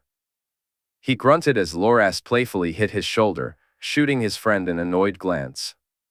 "What was that for?" he asked. Loras chuckled. "That's for not paying attention." "You were speaking, no one was paying attention," he replied, earning laughter from Brienne and Cregan. "I do hope I'm drawn against you." "Watching you fall is my dream," Loras said, and Jon laughed along. "I've told you to stop dreaming about me," he shot back, but Loras just glared playfully before laughing again. Jenna and Kevin had arrived at Highgarden days ahead of them, but as they rode along the Rose Road and caught sight of the castle in the distance, Jon felt his breath catch in his throat. It was breathtaking, rising majestically from the ground, perhaps the most beautiful keep he had ever seen. He glanced at Loras, who was smiling, and noticed both Cregan and Brienne gazing at the sight with awe. As they rode through the town and navigated the labyrinth, his heartbeat quickened. At the entrance, they were met by all of Loras's family, waiting for them. Jon smiled when he spotted Lady Olenna looking his way. Then he looked down to see his sister, her smile radiant, her posture coiled and ready to spring. Fawn stood beside her, the wolf eagerly watching Ghost. As dusk settled in, everything around him faded away, leaving him alone with her gaze. She had changed, her hair was longer, but it was undeniably Margaery, her smile dazzling. He felt an overwhelming urge to leap off his horse, eager to greet her, to embrace everyone, just to be close to her. "Lord Jaime, welcome to Highgarden," Lord Mace greeted him. "Thank you, my lord. You know my wife, Lady Dacey, and this little bundle in her arms is my daughter and heir, Joanna." "My lady," Mace replied as Jaime moved toward Lady Allery. His own introductions were brief, though Lady Allery welcomed him warmly, and Lady Olenna seemed genuinely pleased to see him. But when he reached Sansa, the formalities quickly faded away.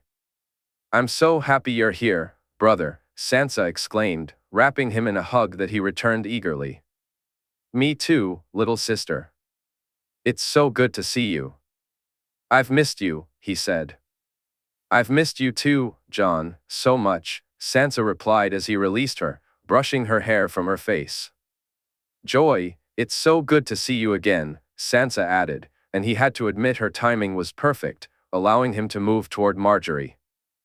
They stood there in silence, their eyes locked.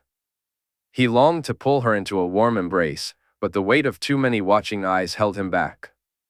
"It's so good to see you again, just Margaery," he said softly, and she nodded, her voice a gentle whisper. "And you, just Jon," she replied as he took her hand and kissed it, his gaze never leaving hers. In Highgarden, 295 AC, Margaery had awoken early that day. After breaking her fast, she eagerly awaited news of their arrival, hoping they had been spotted on their way. When Lady Jenna and Lord Kevin arrived, she briefly feared he might not come, worried that something had kept him away. But then she learned they had parted at Oldtown. Her grandmother had set up the signal to ensure they were ready to welcome everyone who arrived, and when it came, she nearly raced to the doors. Sansa was just as eager, and as they stood there, she could hear her friends' excited breaths. As she scanned the riders emerging from the carriages, her heart skipped a beat when she spotted him. He smiled at her, and she felt her heart race in response. When he dismounted, she noticed he seemed taller, more filled out, somehow different, but he was still just Jon, she hoped. It felt like an eternity until he reached Sansa, and despite herself, a pang of jealousy struck her at the warmth of their greeting. But that feeling quickly faded as he stood before her, his smile lighting up her world.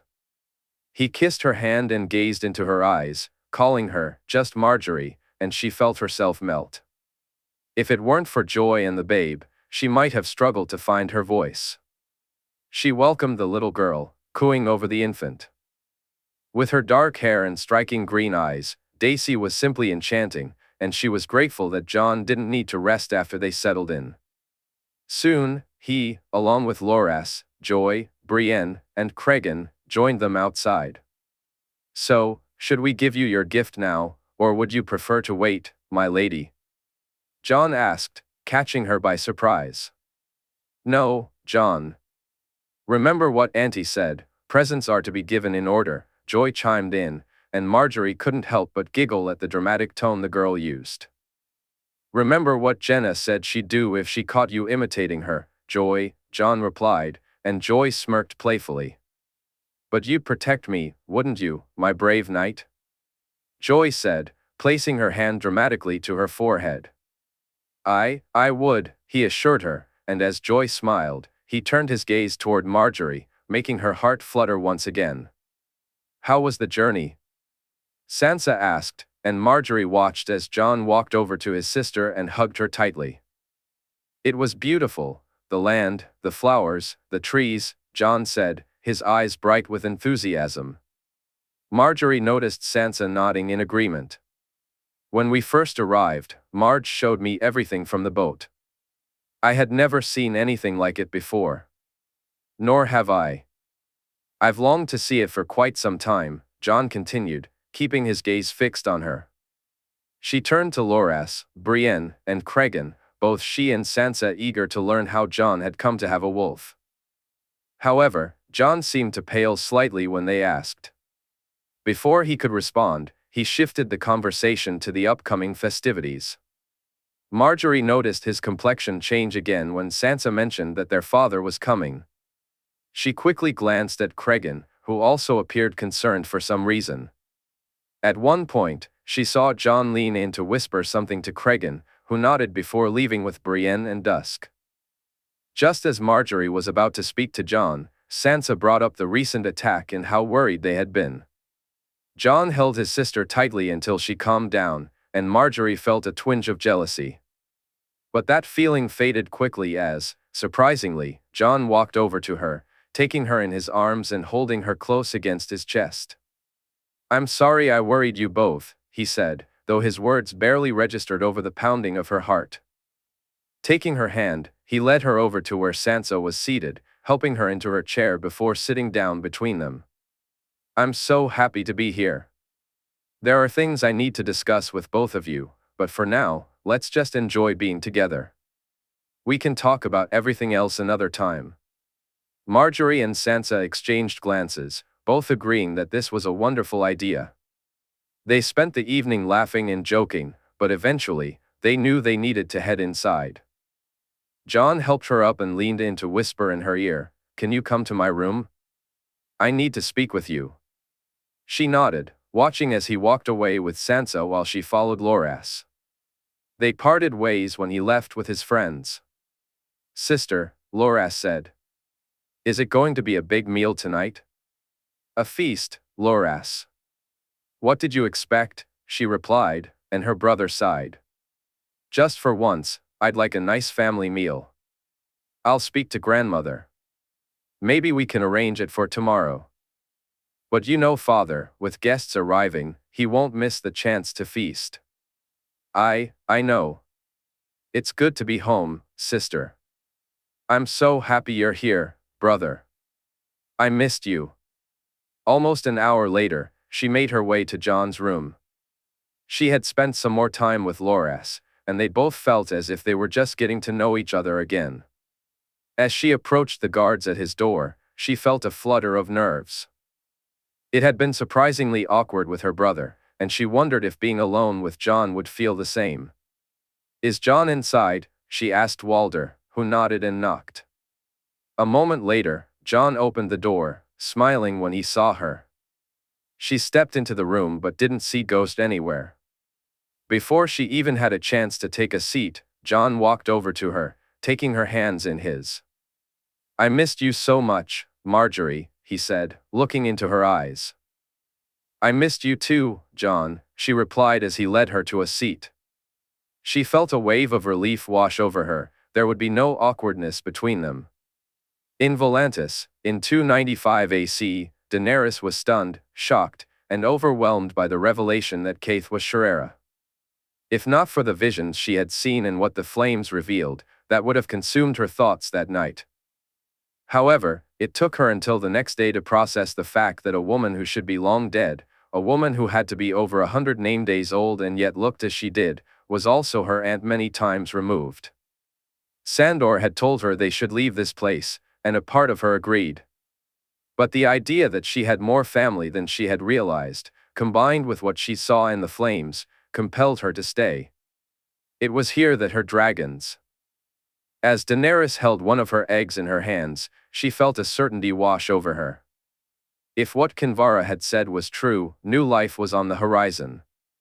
Shiera didn't join them for breakfast, but Kinvara did, and her presence made Sandor uncomfortable once again.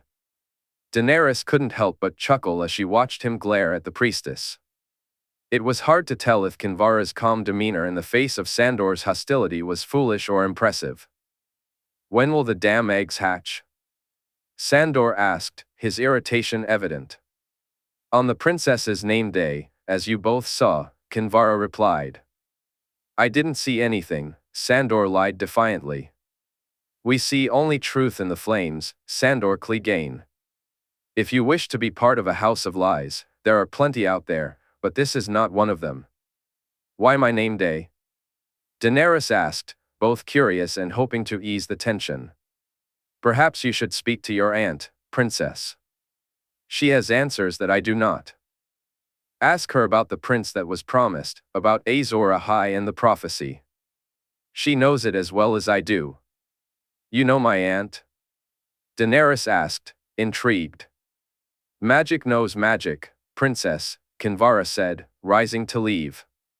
She had barely stepped away when Sandor turned to Daenerys, his frustration palpable. "Fucking fire worshippers. Of all the places you could have brought me, you bring me to a temple of fire worshippers. What are you whining about?" "I thought you liked the chicken here," Daenerys teased, earning a snort from him. "You're lucky I do. Otherwise, would have left already." She felt a wave of worry as she looked at him, and he caught her gaze. "I would have taken your annoying arse with me," he added, and she chuckled, grateful for the moment of levity. "I'm going to speak to my aunt," she announced. "Are you sure she is who she says she is?" "I may not have done much studying, but shouldn't she be dead?" "She should, but I need to know the truth." "Do you have your dagger on you?" "Always," she replied confidently. "Sandor, thanks for being here with me," she said as she got up, looking at him with a smile. "Fuck off and let me eat in peace," he replied, but she noticed a small smile tugging at his lips as she walked away. Nervously, she made her way to the room where her aunt was staying. It had been a while since they last spoke, not since the visions had come to her. Instead of talking, she had spent her time trying to make sense of them: lions and wolves, stags and falcons, and a blue rose against a wall of ice. Some images were confusing, while others were unmistakably sigils representing the great houses. Yet, they felt deliberately vague, as if the time for her to know the full truth had not yet come. What was clear, however, was the vision of her dragons. Just like in the other temple, the vision was the same: fire and blood, dragons born from stone. She saw herself flying, soaring through the skies, and that image alone was what kept her grounded in this moment. She knocked at the door, and it was Shiera, not Quaithe, who answered. The woman let her in and gestured for her to take a seat. "You have many questions. Ask away, niece. The time for mummery is long gone. Why didn't you tell me on the boat?" Daenerys inquired. Things happen for a reason. These priests of R'hllor. I know more about them than you do. I've encountered some who seek to use people for their own gain. I needed them to be unaware of me, which meant you needed to be unaware of me as well. You think I would have told them? She asked, puzzled. I believe it's not only in the fires that they discern things, Daenerys. They pick up on what we feel. In that room, the person you cared for most was Sandor. To them, and to you, I was the lesser of the three. You worried that if I knew you were my kin, I'd care more for you. I worried they would pick up on it, yes. I am known to them as Quaithe. Why would Princess Daenerys Stormborn think of me as anything more than a friend? Why did you reveal yourself? She pressed. These priests are playing you true, they serve who we all serve. R'hllor? Daenerys asked. The prince that was promised. Kinvara spoke of him. Who is he? Our kin. There are more of us. What you said, we're not alone. You know of more of us. I know of the prince. I've always known of the prince. That's why I came here, why I left my home, why I abandoned my love. Bloodraven? Dany inquired, and Shiera smiled.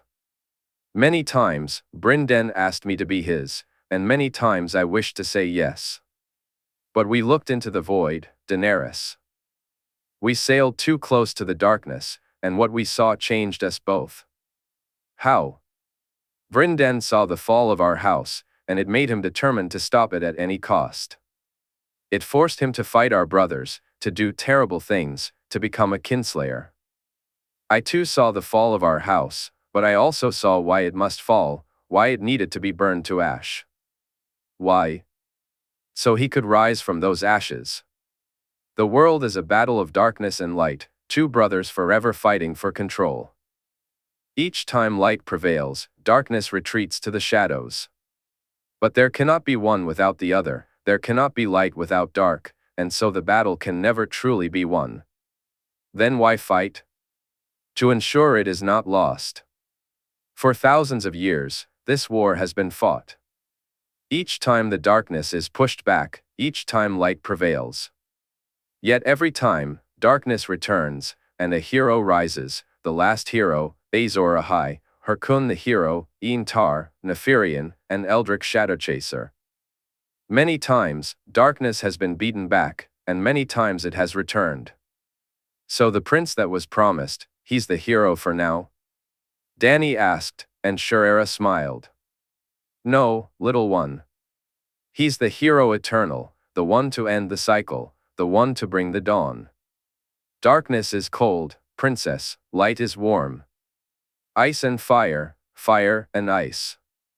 To end this never-ending battle, it takes a child of both. I don't understand. Come, we must go to the priestess, you and I. She will give. You answer questions even I cannot. Daenerys followed Shiera down the dim corridors, trying to make sense of her words. She grappled with the notion of battles fought over millennia, never-ending struggles without true victory. Why? Why fight if there is no real winner? What was the point? As they reached the room lit by the glowing braziers, Daenerys found Kinvara waiting for them, almost as if she had anticipated their arrival. You have told her the tales? Kinvara asked. I have shared my part. Now it is time for you to share yours, Shiera replied. What do you know of your brother, princess? Of Rhaegar? Kinvara inquired. I know he was a great man. I know he was killed by the usurper, and that led to the fall of our house. The truth about your brother is a tale only the prince will know, Kinvara said. But his fall was necessary, as was the fall of your house.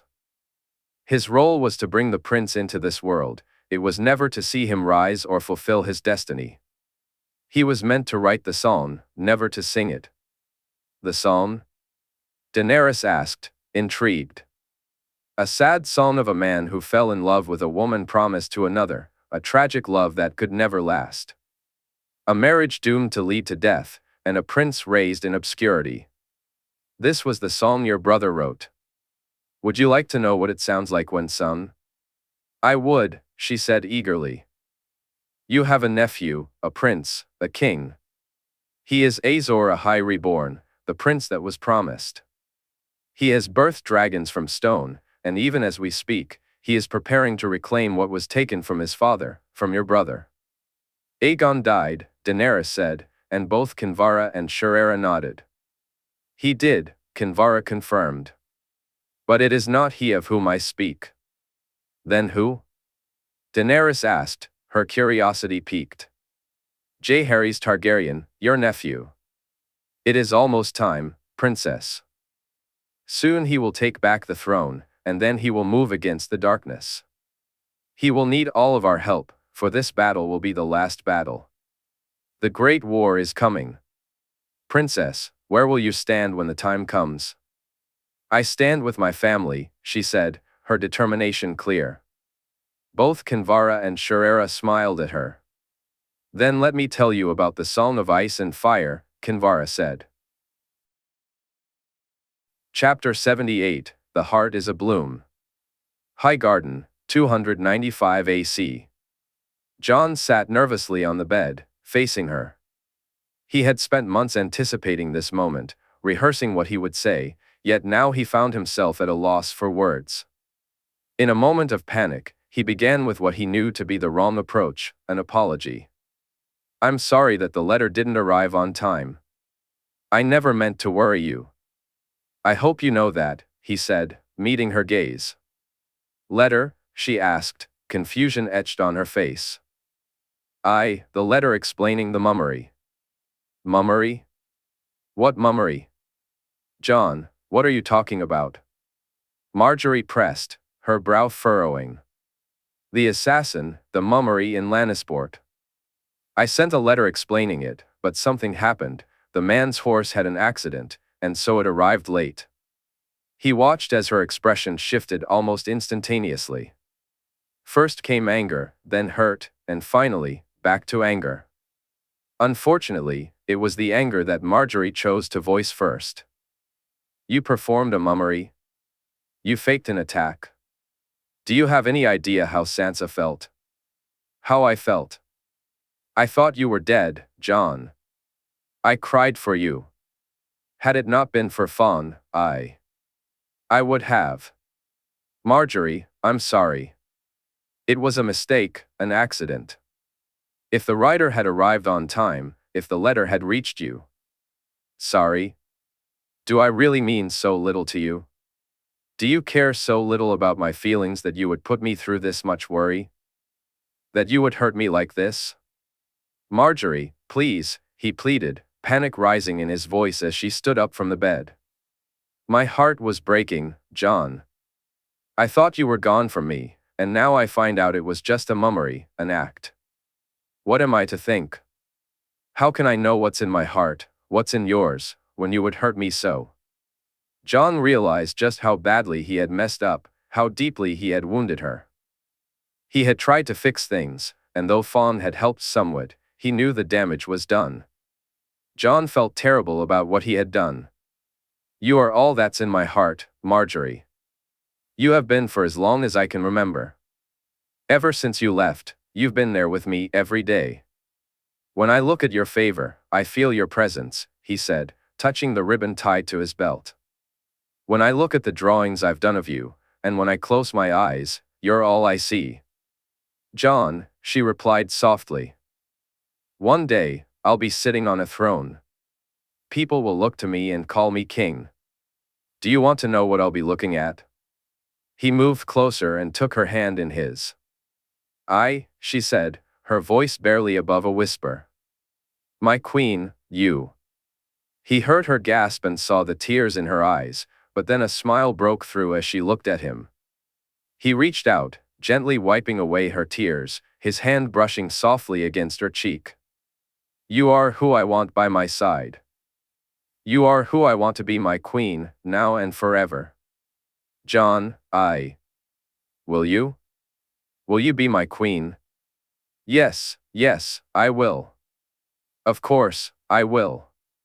She threw her arms around him, and he felt his heart swell. He could feel her head resting on his shoulder, her cheek against him. Turning his head, he rested his forehead against hers, their eyes searching deeply into one another, truly seeing each other for the first time. Who moved first, he would never know, but the feel of her lips on his would stay with him for the rest of his life. The kiss was soft and uncertain, neither of them knew what they were doing, yet they quickly found a rhythm. When they finally pulled away, they were both breathless. "Jon, I'm sorry."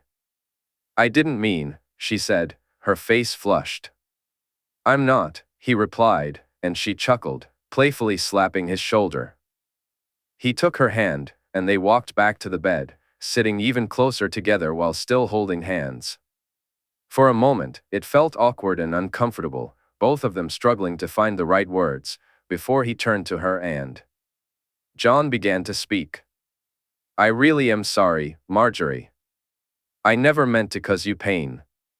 I promise I'll never hurt you again. I'm sorry too. I know you didn't mean to.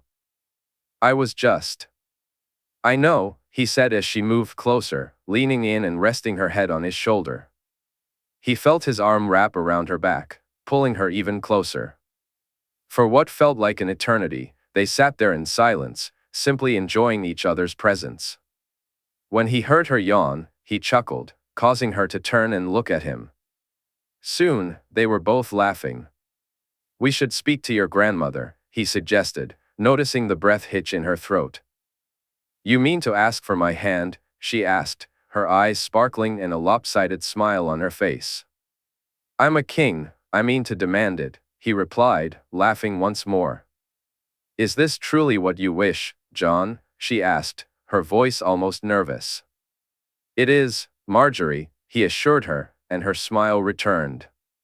As they walked together through the halls, with Arthur and Walder trailing behind, Jon felt more like a king than he ever had before.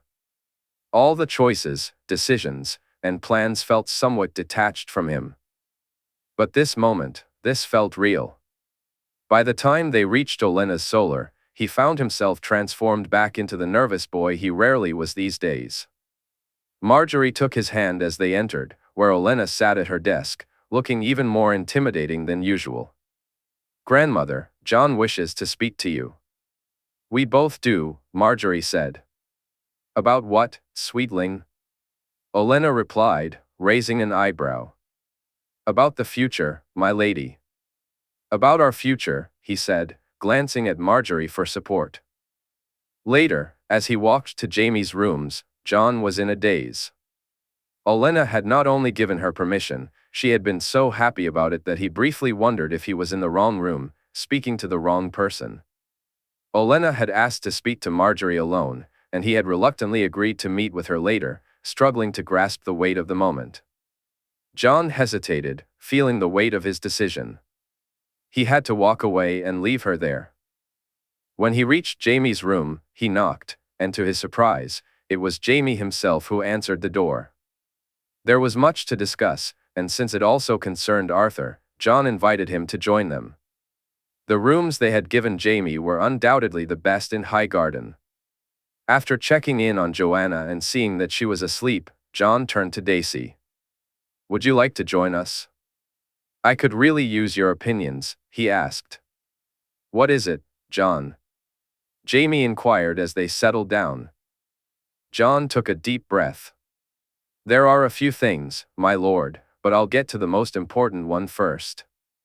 I've asked Lady Margaery to be my queen."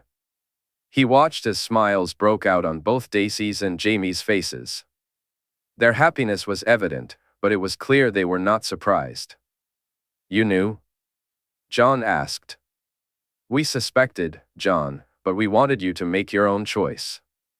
It was important for you and Margaery to decide for yourselves," Daisy replied. "So that's why Olenna agreed to the match, isn't it?" Jon said, and Jaime nodded in confirmation. "I'm sorry, Jon, but that's the price of alliances," Jaime explained. "We could see how much you cared for one another, and we hoped for this outcome, but I'm still sorry." Jon nodded, understanding the complexities involved. "I think I knew too. I was just Thank you for allowing me to pursue this, for allowing us to. Daisy reached over and knelt down to hug him in his seat. I'm so happy for you, Jon. For both of you, she said, her sincerity shining through. Thank you, he replied, feeling grateful for her support. But there are other things we need to address, things I wasn't aware of until we arrived. My uncle is coming, and he's bringing my cousins with him, which means we have a problem. Arthur was the first to grasp the implications. Cregan? I've told you, he doesn't want this. He's made it clear, Jon. It's not what he wishes for, nor what Ashera or your Uncle Brandon wished for, Arthur cautioned. I know, Arthur, but we can't hide him now. We need to tell my uncle. We have to speak to him and share the truth, Jon said. He's right, Arthur replied. Jaime nodded in agreement. I'll talk to Ashera and Cregan to see how they want to handle this. Just don't tell him anything until we've spoken, Jon. Give me time to talk to both of them first. Of course. Do you want me there? Jon asked. No, I'll handle this. I'm sure they'll want to speak with you afterward, Arthur assured him. That brings me to the next part, Sansa. I need to tell her the truth as well. Are you sure about that, Jon? Daisy inquired, concern evident in her voice. The longer I wait, the worse it will be. She's been having wolf dreams, Jon explained. Wolf dreams? Jaime echoed, intrigued. Before I understood what it meant to be a warg, I would dream of Ghost. I would see through his eyes during hunts. I couldn't control it, it only happened when I slept. But now Sansa is having those dreams too. I think they all are. I need to teach them, to train them. When is your uncle arriving? Arthur asked. I think he's coming the day after tomorrow. In Highgarden, 295 AC, Olenna sat in the hall during the feast that night, feeling happier than she had in a long time. The strength she had gained felt more rewarding than ever. When Jon and Margaery had come to her earlier that day, she never imagined they would realize their feelings for each other so quickly. As she listened to them speak, hearing Jon express his desire for Margaery to be his queen and her granddaughter echo the same sentiment, she rejoiced. Though she had agreed with Jenna and others, a small part of her, just a flicker of doubt, remained. What if he decided to marry someone else? What if he didn't want to marry for an alliance? What if, like Daeron, his heart lay elsewhere? So while she accepted their feelings and believed, as they did, that Jon felt something for Margaery and she for him, her worries lingered, but only for today. To prove it all for nothing. Her little Rose had completely captured a king's heart, and he had captured hers in return. To realize that their alliance was not only built on mutual need but also on genuine affection, Olenna could ask for nothing more. Once their conversation came to an end, she asked Margaery to stay and talk. Jon seemed a bit put out by this, which made Olenna smirk, only to discover that her granddaughter felt the same way. Really, grandmother, couldn't we have talked another time? Margaery asked, and Olenna relished seeing her granddaughter's thorns on full display. No, my dear, we could not, especially after this silliness, Olenna replied, and Margaery shot her a glare. Jon and I are not silly, Margaery insisted, her voice firm. No, you are not, which is precisely why you cannot be seen holding hands or looking at each other with those eyes of yours. We weren't. We didn't. Margaery protested, her gaze dropping to the floor. Oh, my sweet little Rose, I understand how it feels to look at a boy that way. I only ask that you and Jon keep your affections private. It's dangerous, Margaery, dangerous for both of you. But you're pleased, aren't you, grandmother? You're pleased with the match? Margaery asked, biting her lower lip. Does it please you, sweetling? It does, grandmother. It pleases me greatly, Margaery replied, a smile lighting up her face. Then I am most pleased as well, Olenna said, and Margaery dashed behind the table to hug her tightly. As Olenna looked out at the feast, she noticed that while Margaery had taken her words to heart, the two young ones, because they were still children, couldn't help but steal little glances at each other. Allery picked up on it too, aware of how she herself kept looking at both of them. At that moment, Olenna realized she had no choice but to speak with her good daughter once again, this time revealing the truth. Mace would have to wait a little longer, and while confiding in Allery was a risk, it was necessary to keep her oath of a son from getting hurt. Olenna was deeply concerned about the potential fallout that could jeopardize the most promising match in House Tyrell's history. This led her to another pressing issue she needed to discuss with her son, Oberyn Martell, and his invitation to the tourney. "You're very quiet tonight, my lady," Jaime Lannister remarked from beside her, a smirk playing on his lips. "You know perfectly well why I'm quiet, don't you?" she replied, her tone firm. Though she wasn't truly upset, his smirk was beginning to irritate her. "I did not," he said, surprising her. "But it does solve a lot of potential issues and shows that some know better than we do." "It does," she agreed, "but with the stag arriving, it creates new problems."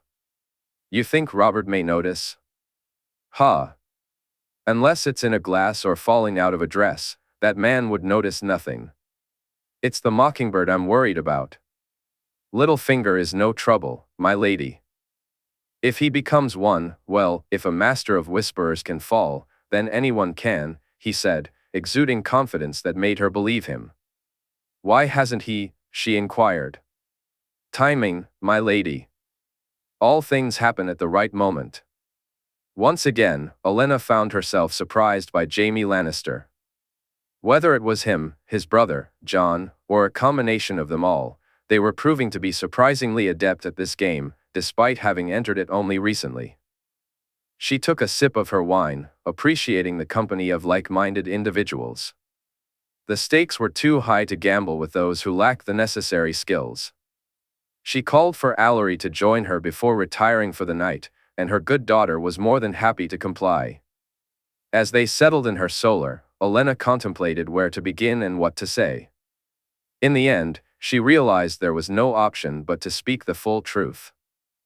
"Margaery and Jon Snow came to me today and expressed their desire for a match," she said. Allery's eyebrow shot up, a much more preferable reaction than what Mace would have displayed if he were present. Olenna resisted the urge to. Olenna chuckled. "And?" Allery replied, "I agree. Jon Snow is no mere bastard. He is far more than that. Jon Snow is the trueborn son of Rhaegar Targaryen and Lyanna Targaryen. He is a king, and we mean to crown him." Olenna observed her good daughter as she processed the news. Allery was surprised, shocked, and then, almost immediately, a smile spread across her face, and she nodded. "You let them learn it for themselves, didn't you? That's what you meant about not pushing them together, nor dissuading them from each other?" "It was," Olenna confirmed. "Lord Jaime and I agreed to the match in return for our support. Lady Jenna suggested that I give them time to realize their feelings on their own. She rightly said that a match based on love would be far stronger than one based on need. Seeing them together, I can honestly say I'm glad for it." "As am I," Allery said. "She is happy, my daughter. She is truly happy. You've seen her. Speak to her, Allery. She'll tell you herself, and you'll know it's true." "What of Mace?" Allery asked. "Why do you think I'm speaking to you and not him? You don't wish him to treat Jon like a king." "Jaehaerys," Olenna said, and Allery smiled. "Jaehaerys. I do not. He would give the game away, and we are not ready yet. But we will be. The dragons grow bigger." "That they do." "No, Allery, the dragons grow bigger." "You can't mean." "I do. I've seen them myself, as has Margaery. They will be good together, Allery." "They already are," Allery said, and Olenna nodded in agreement. Highgarden, 295 AC, Sansa. While Jon had tried to give each of them equal attention last night, It was really only after he had told Joy her bedtime story that he had been able to speak to her more. He told her he would help her with Fawn and showed her with Ghost just what it could be like. She sat there, looking on in wonder as the White Wolf practically. Jon had a conversation with her, but as he left her room, the way he spoke made her feel anxious. It surprised her to see him so nervous.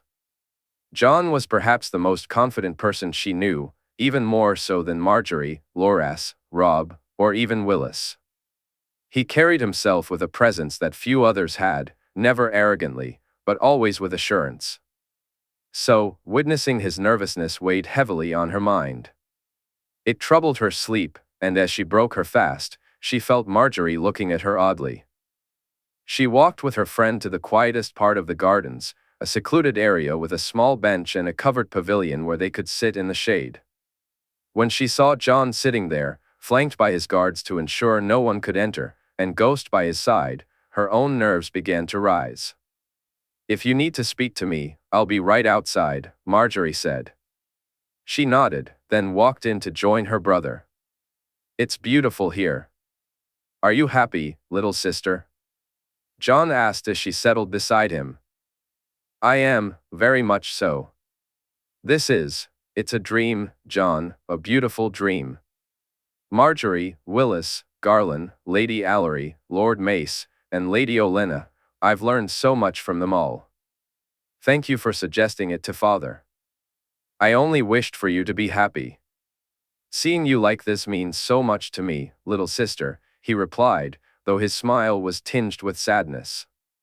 Jon, what is it? What's wrong? She asked, noticing the change in his demeanor. He took her hand, raised it to his lips, and kissed it. As she looked at him, she swore she saw tears forming in his eyes. I have a secret to tell you, one I've kept from you. Partly, I did so because I didn't understand it myself, and partly because I was afraid of how you'd react. Jon, you can tell me anything. You know I'd never. She began, but he interrupted her. I know that. I've never been worried about telling you because I feared you'd reveal it. I've been worried about what it may mean for us, for our family. Jon, you're scaring me, she said, shivering slightly. I'm sorry, little sister. I never meant to frighten you. He embraced her tightly. Jon, please tell me. Before I returned to Winterfell, I found out who my mother was and who my father was. As he spoke, she felt a flicker of joy at the first revelation, but the second hit her hard. But father? Is my uncle. Sansa, he's not my father. My father was Rhaegar Targaryen, and my mother was Lyanna Targaryen. But Rhaegar. Aunt Lyanna. You're not my brother, she said, her voice breaking as she shook her head in disbelief. I am your brother. I will always be your brother. Blood doesn't define that. You are my little sister, and no one can ever take that from us, no one but us. Hearing him say that brought her a sense of relief. He still thought of her as his little sister, and he was still her big brother. She pushed aside the little voice in her head that sounded like their mother, whispering, He's not your brother. The louder voice, the one that was truly her own, shouted back, He's my brother, always. Jon, I don't understand. Rhaegar, Aunt Lyanna. They were married, Sansa. They fell in love and they married. He handed her a letter, and as she read it, the battle with her tears was lost. Oh, Jon, I'm so sorry. I'm so sorry. He held her tightly, letting her sob. She felt his own tears fall, the warmth hitting her neck, and as they rolled down her back, she giggled. You're crying on me, she said. You started it, little sister, he replied. Hearing him call her that again made everything feel almost all right. You're going for it, aren't you?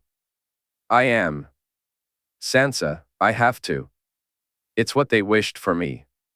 You haven't seen the king yet, but you will soon. Let me know after you've met him if you think I shouldn't pursue this. If you say I'm wrong, I'll give it up, I won't seek it anymore. But if you believe he's the one who should sit on the throne, then I'll abandon my quest. You'd give it up? You can't, you're king. You can't just walk away from it. If I thought I was putting my family in danger, if I believed I was causing them pain, would give it up. I want this, Sansa. It's who I'm meant to be, but family is more important, and I've lost enough of them for one lifetime. You'd be a good king, a great one. I would be so proud of you, Jon, to see you crowned, she said, and he chuckled. So you're not proud of me now? He asked, a smirk playing on his lips. You know I am, she replied firmly. As I am of you. Why? I haven't done anything, she said with a shrug. You don't see it. You don't realize how much you've grown. My fierce little sister is a wolf, a true wolf, he said, and she felt pride swelling within her. They sat quietly for a moment before she turned to him, eager to learn how he connected with Ghost. Will you teach me to be a warg? She asked. Close your eyes, he instructed, and she complied. Picture Fong in your head. Can you see her? I. Now imagine what she sees, what it feels like to be a wolf. Can you see it? Feel it? Jon, wait, I feel something. It's like a sensation at the back of my head.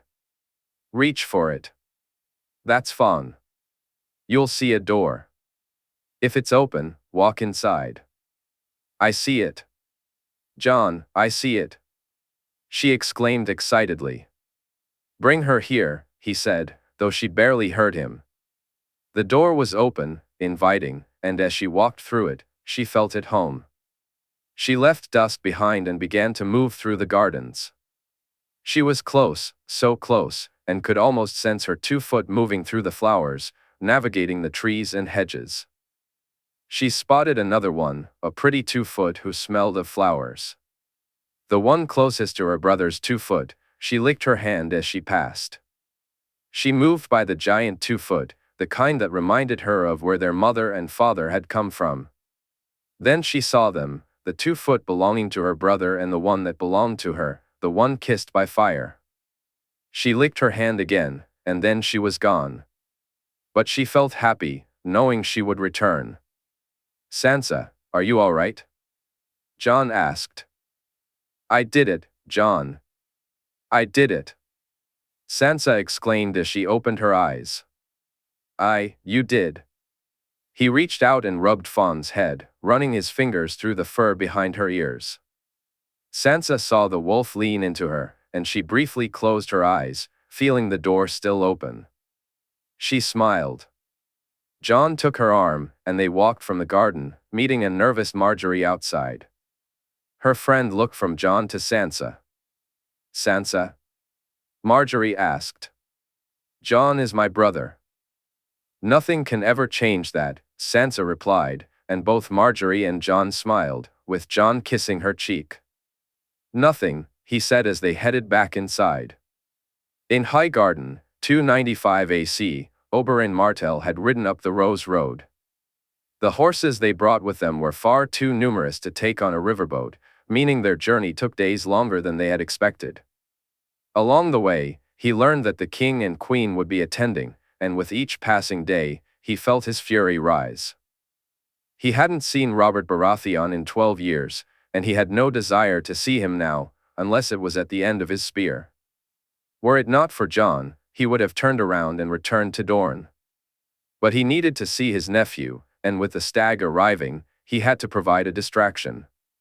With him there, Robert and his guards would focus on Oberyn. They would worry about him.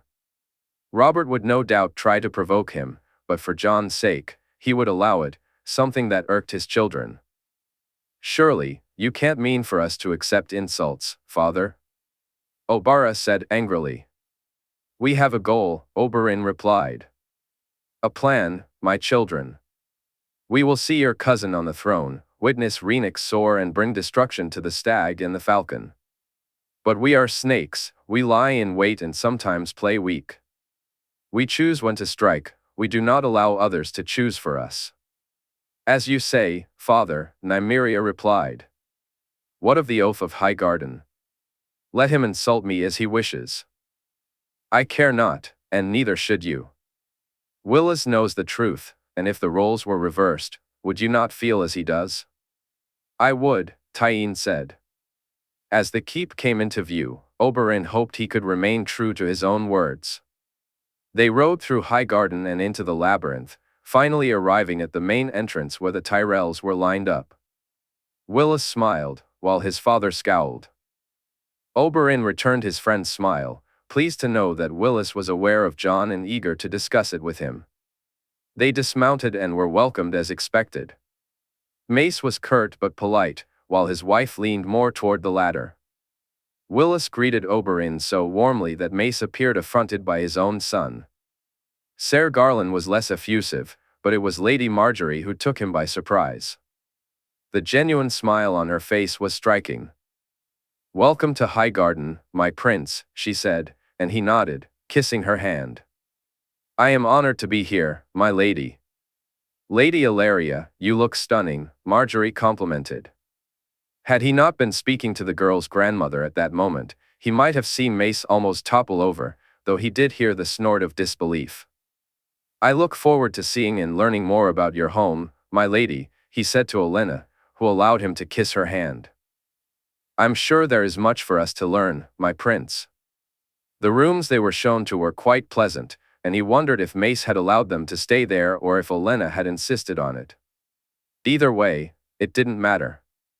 No sooner had they settled in than there was a knock at the door.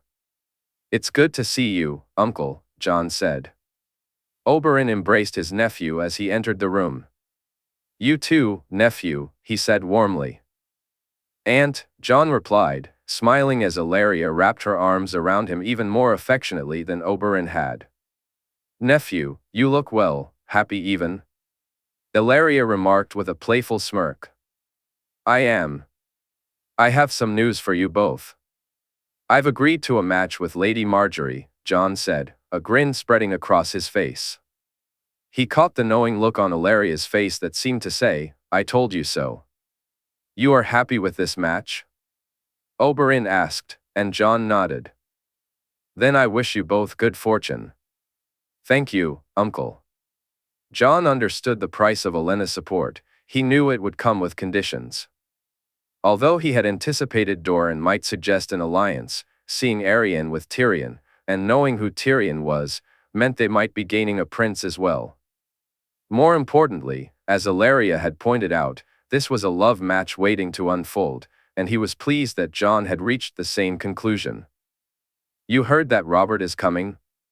Jon asked as he took a seat. We heard, he and the Queen, Oberyn replied. And Littlefinger, Jon added. We should remove him from the board, nephew. I don't like that he still breathes after what he planned, Oberyn said. Nor do I, but we need him where he is. Richard is watching him, and we have the knowledge of what he does. We can use that whenever we choose. What he does?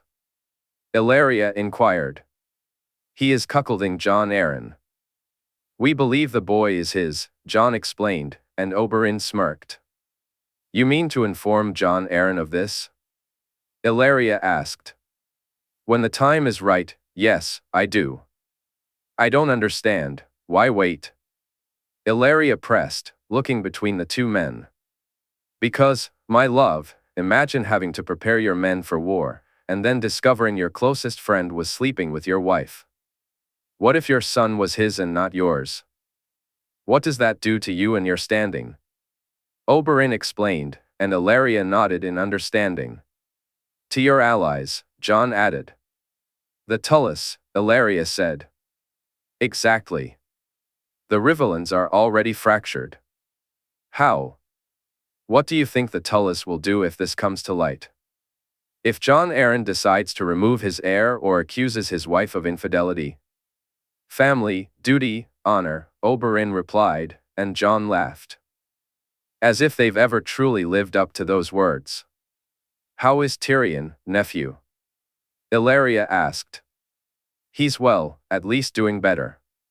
He still has moments when it hurts, when it bothers him, but those moments are becoming fewer. He and Ligeron are growing closer. And my niece? Oberyn inquired. She's growing, ever growing. It's almost time, uncle. I can hear her in my mind, she wishes for us to fly. So soon? Illyria said, shocked. My sister is remarkable, aunt. Oberyn couldn't help but agree, though it filled him with a sense of regret. He wondered what it would have been like to see Rhaenys now, to see her grown. What would she look like if the stag and falcon hadn't played their games? Uncle? Jon asked, concerned. What? Oh, don't mind me, nephew. Uncle, what is it? I was just thinking about Rhaenys, about how she'd look now, what she'd be like. She'd be glorious, uncle. I can help you with that. I've seen her. Give me a day or so, and I'll draw her for you, Aegon and Elia, too. Jon, you don't need to do that. I'd like to, uncle. They talked about the Maesters and Illyrio. Jon mentioned that Richard would arrive during the tourney and that by the end of it, he'd be fed up with feasts, which made both he and Illyria laugh. After bidding them farewell for now, Jon headed off to find his cousins, knowing they'd be down on the sparring grounds, giving him and Illyria some time alone. He looks well, he's grown a lot, Illyria remarked. Too much, too soon. He's starting to resemble his father. Is it that noticeable? She asked, worry creeping into her voice. To those who knew him well, yes. To others, perhaps not as much. I worry about the Reach Lords recognizing the resemblance. Wouldn't that be a good thing? Perhaps. Perhaps I just worry too much, he replied, and she kissed his cheek before pressing her lips against his, her tongue boldly exploring his mouth. Then perhaps I should do something to ease your worries, my love. The feast that night turned out to be better than he had feared. Mace didn't seat Illyria at the high table, but the table they were given wasn't as insulting as it could have been. He laughed and joked with his children, and over the course of the evening, Jon, Margaery, Sansa, and Joy all joined him at his table.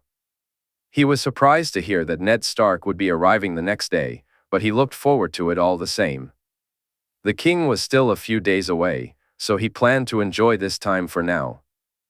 He hoped he could keep his anger in check once the stag and the mockingbird were under the same roof as his nephew. Highgarden, 295 AC. Robb loved sailing. He had discovered this passion during his time in White Harbor, whether on the sea or now on the river. He enjoyed the sensation of a ship or boat gliding through the water. Winifred teased him about it, but he found he could easily distract her from that topic. The first time they had kissed was about a moon ago. He couldn't quite recall how it happened, only that he was immensely happy it did. Since then, they had kissed multiple times, and each time he found he enjoyed it even more. They hadn't gone any further, just feeling her lips against his was more than enough for now. Besides, they would never seek to take advantage of the freedoms they were both allowed by doing something dishonorable. When he had visited Pentos a couple of moons earlier, he had overheard sailors discussing a house where ladies were available. He was familiar with the brothel in Wintertown. Theon had mentioned it to him more than once. But knowing of it and hearing men speak of such a place was something entirely different. Theon, for all his bravado, was still just a boy. These were men, and Robb understood what it truly meant to be with a lady. He had no desire to pursue that until he was wed. Thinking about Theon stirred up mixed emotions in him. He had been shocked to hear about the escape. The very idea of Theon doing something so reckless made him wonder why he hadn't considered such a move himself earlier. Had their friendship meant that much to him? Was that why he had chosen to stay? Or was it simply that he was treated far better than he deserved? I thought I'd find you out here, Winifred said as she approached him. We'll be coming up on Highgarden soon, so I wanted to take a look. Something on your mind? He asked. No, she replied. I'm not sure I like that.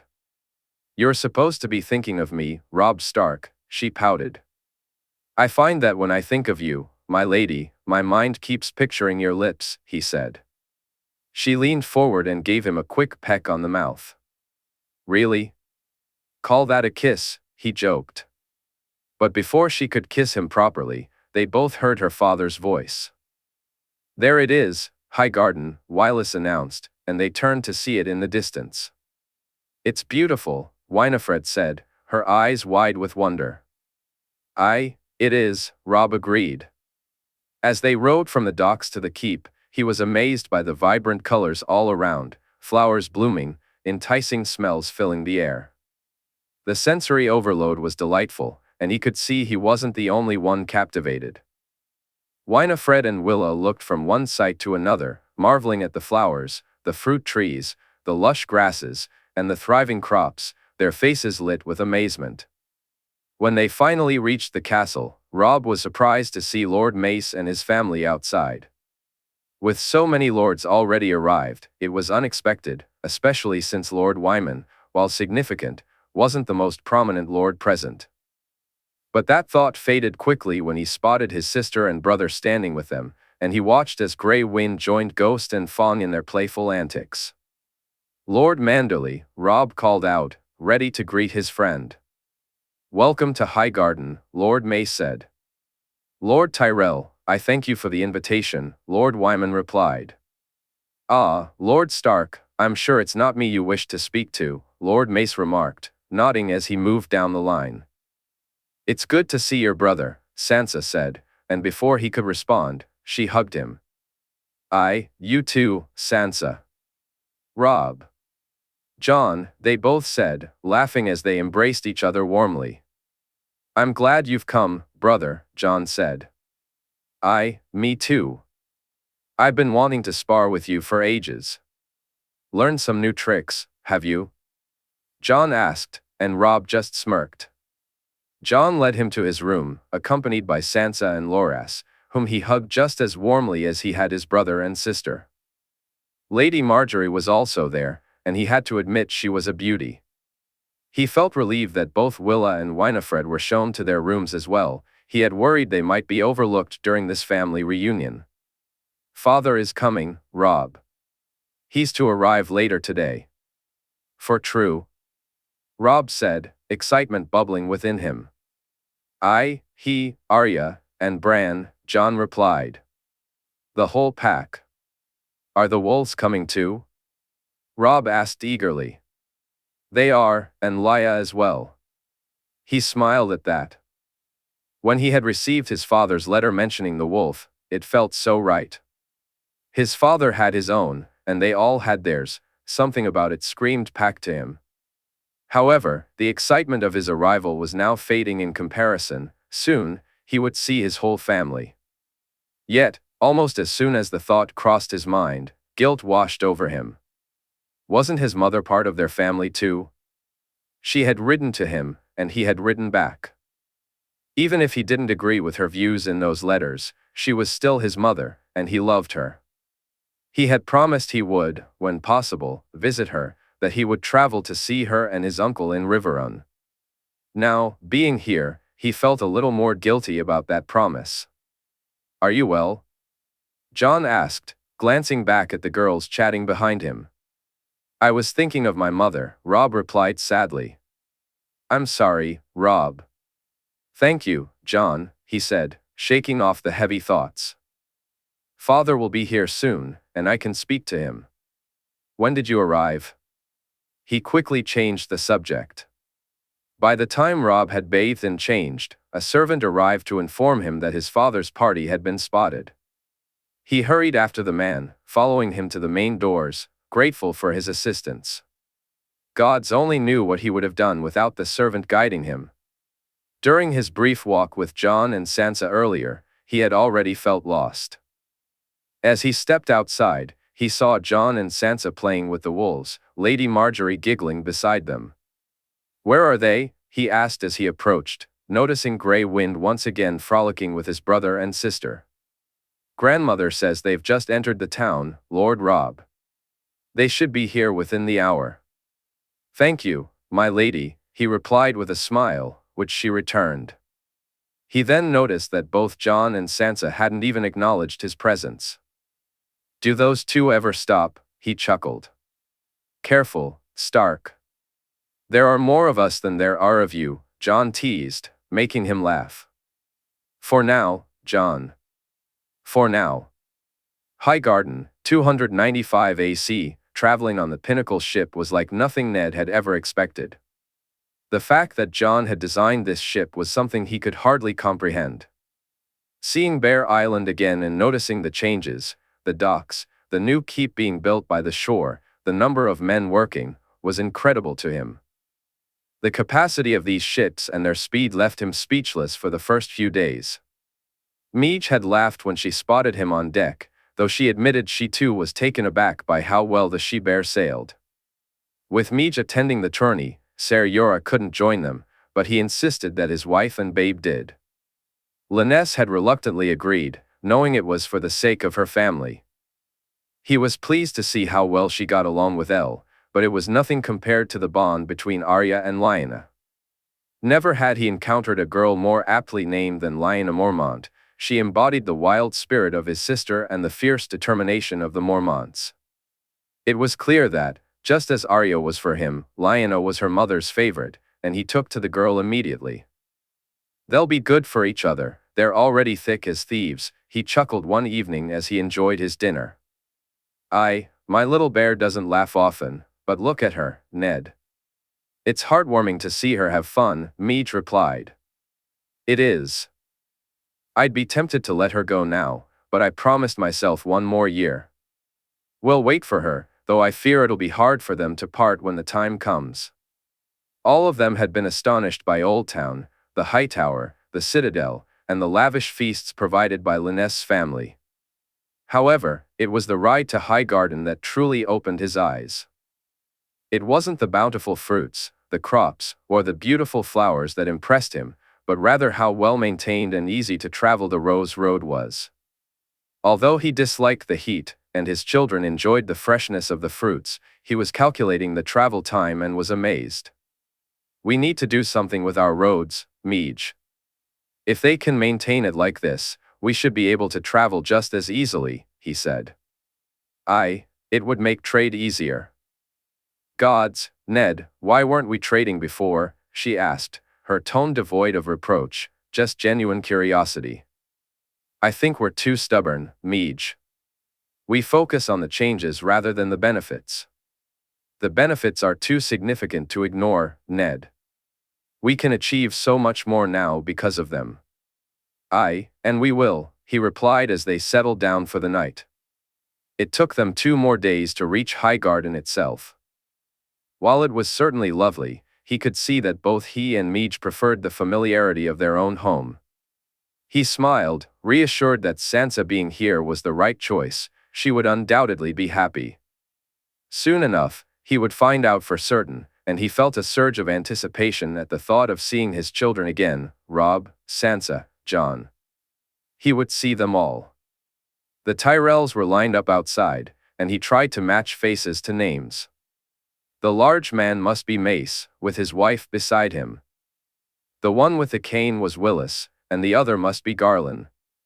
He spotted Loras, nodded in acknowledgement, and noted the pretty girl beside him, Margaery. He chuckled when he saw the wolves run toward him. Lyanna was slower, but Nymeria and Summer had spotted their siblings. Even the Black One was here. "Look, father. There's Jon, Sansa, and Robb," Arya exclaimed, her excitement palpable. His heart raced as he took in the sight of them all again. He shot Arya and Bran a warning look. They had been instructed to present themselves like Starks and behave, and he hoped they would remember that. As he walked over, he tried to recall the names he had just learned, but for a brief moment, he felt lost.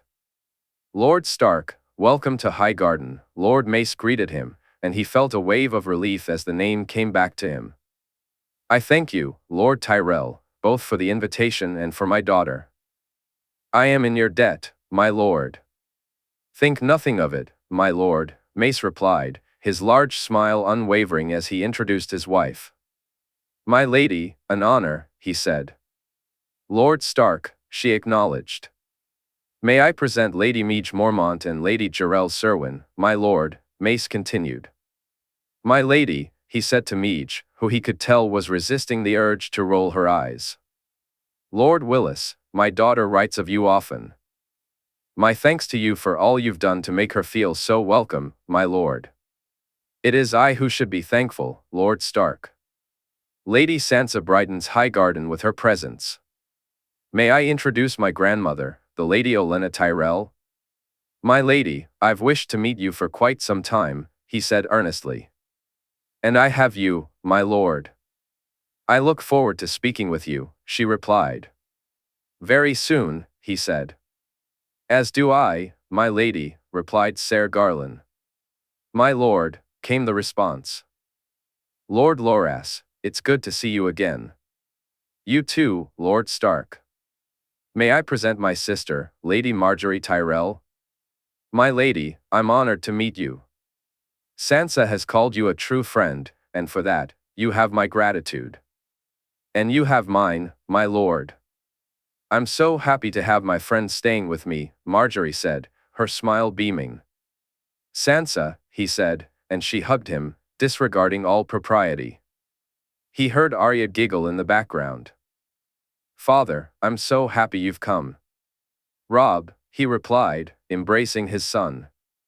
Father, Robb said stiffly, though warmth crept into his tone. Jon. Lord Stark, Jon greeted, formal yet perhaps the friendliest he had ever been. Jon, he heard his daughter exclaim excitedly. Look at you. The little wolf is growing up and will soon be as big as Ghost. Jon laughed when he heard Arya mumble, stupid, under her breath, her smile betraying her words. Can we spar? Arya asked. Really, that's the first thing you say? Jon chuckled. Aye, so can we? Sure we can. What say you, Bran? Do you wish to spar? Can we? His son asked eagerly. He shook his head, amused. Children. Looking over his shoulder, he saw the truth of it. Lyanna, Ghost, Grey Wind, Fawn, Nymeria, Summer, these weren't just children, they were wolves. He was grateful for the peace when he reached his rooms, glad his children had chosen to reconnect and give him a moment to rest. But a knock on his door changed that notion. When he opened it, he found himself face to face with a ghost from the past. A specter from another time, one he had confronted before and had been fortunate enough to walk away from. Hopefully, this time he was here on friendlier terms. Stark, the man said. Arthur, he replied, watching as the Sword of the Morning stepped into his room. The man's hair was dyed. He had grown a beard, and knowing he was alive, that he was with Jon, had almost made him expect to see him. We need to talk, Stark, about your nephew. Jon. Has something happened? No, not Jon. You have another, Cregan, Ashara's son with Brandon. What? His voice wavered. You should sit. This may take a while, Arthur said. He did as he was told. Your brother and my sister were in love. He and your father fought over this, to the point where your father threatened to strip him of his birthright if he refused to give her up. But you knew your brother. How do you think he reacted? He refused. There was a letter from Hoster, he demanded the marriage go through. He did, but by then it was too late. Brandon loved my sister. They planned to run away together, and you know the rest. They lay together and eventually married, but by then, it was beyond either of them to change the course of events. They married? Ashera can tell you more, but yes, they did.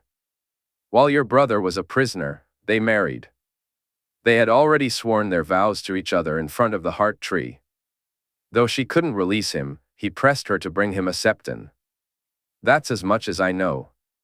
Wait, Ashera? She's alive? She is. She and Cregan have been staying with me in Casterly Rock. Jon knows, he asked, anger creeping into his voice. He does. He wished to tell you himself, though I doubt he planned to do it here. Once he knew you were coming, he wanted to speak to you. I decided to come to you first. Why? Why didn't he tell me? How? A raven?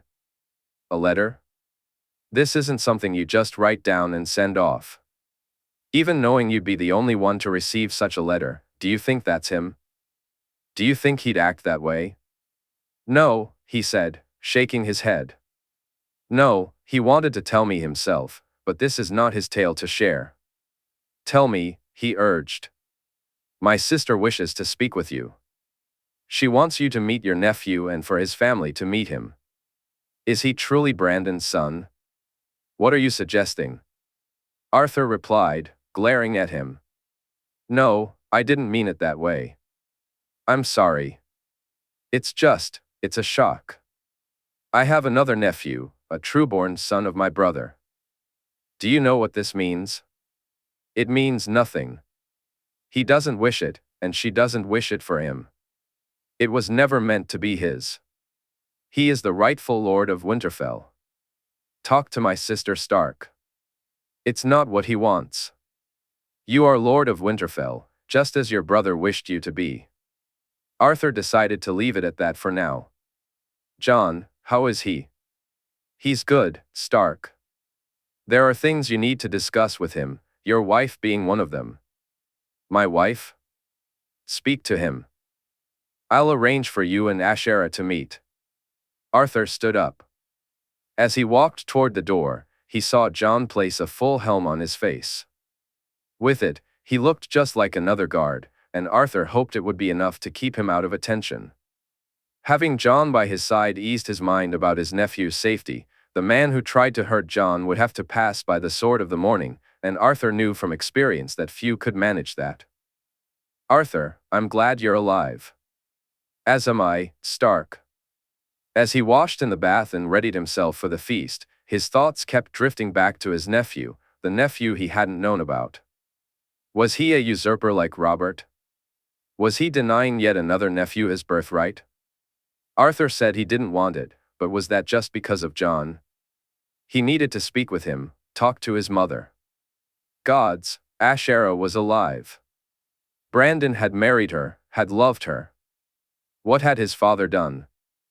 Nan had said that his father had known. Had his thirst for power and influence truly taken that much of a toll? Had he really dismissed the feelings of his children just to save face? Ned wondered. It seemed he had. Reading those letters and his brother's journal had forced him to swear he would not follow the same path. But was he truly different? He felt Lya walk to his side, the wolf leaning against him as he ran his hand through her fur. No, he wasn't the same. He would do what was best for his children, what was best for Jon. Whatever he wishes, I will do it too, he said, and Lya licked his hand in response. The feast was long and vastly different from those in the north. He was stunned to see Prince Oberyn here and even more surprised by how Jon interacted with him. They were close, almost familial. Jon was laughing and joking with the prince's daughters. It was incredible to see him with his own family. Sansa sat beside him, with Lady Margaery on his other side. A little blonde girl and Arya were almost fighting for his attention. When he saw Jon get up and take the little blonde girl by the hand, he wondered what they were doing, where they were going. My daughter, Joy, it's time for her story, a man who could only be a Lannister called out from a few seats down. Story? Aye, the man replied. Every night without fail, even though she's getting too big for it. But ever since he met her, she's been like a sister to him, and he the best brother she could ever wish for. My own daughters feel the same, Lord. Geryon, Lord Stark. Geryon Lannister. Eddard, he said, noting how rare it was for him to laugh. Hearing tales of the Yinchers, as Geryon called them, of Jon and Joy both riding their horses, transported him back to his own youth, back to Benjen and Lyanna, with Lyanna leading her brother around by the hand. As he watched Jon return to the room, laughing with Arya and Lyanna, who really should be in their own beds, though he wouldn't deny them this moment, he saw Sansa almost curl up when Jon made faces at her. He smiled as he watched Robb, Loras, and the large blonde boy laughing and joking together. Then, he noticed someone and wondered how he had missed him.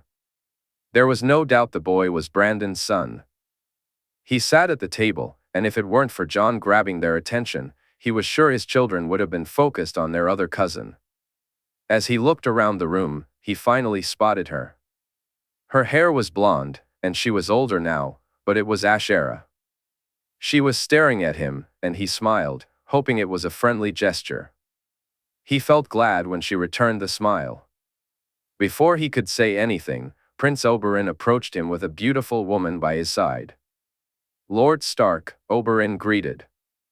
"Prince Oberyn," he replied. "May I introduce you to my paramour, Ellaria Sand?" "My lady, a pleasure," he said, surprised by the smile that spread across Oberyn's face. "I would like to speak with you, my lord, when you have more time. We have much to discuss." "We do?" "We do. You have heard that the king is arriving, no?" "I have," he said, grimacing, which made Oberyn smile even wider. "I wish to thank you, Lord Stark. Unlike the man who sits the throne, you spoke up for my sister, for my niece and nephew. You stood up for justice and honor, a trait you've passed on to young Jon. You've met my son. Jon and I have met many times. He is a remarkable boy, one any man would be proud to call kin." "Or any woman," Ellaria chimed in. As he tried to decipher the game they were playing, Jon arrived, clearly having spotted them. "My prince, my lady," Jon said, acknowledging their presence.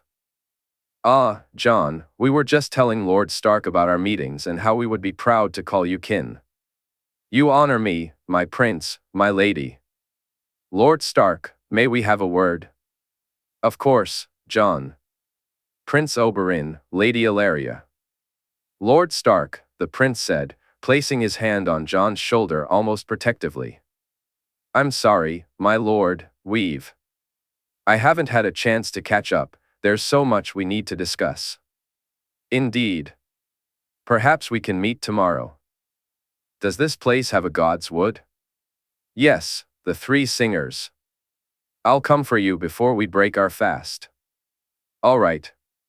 "It's good to see you, Lord Stark," Jon said, feeling the eyes of the room on him.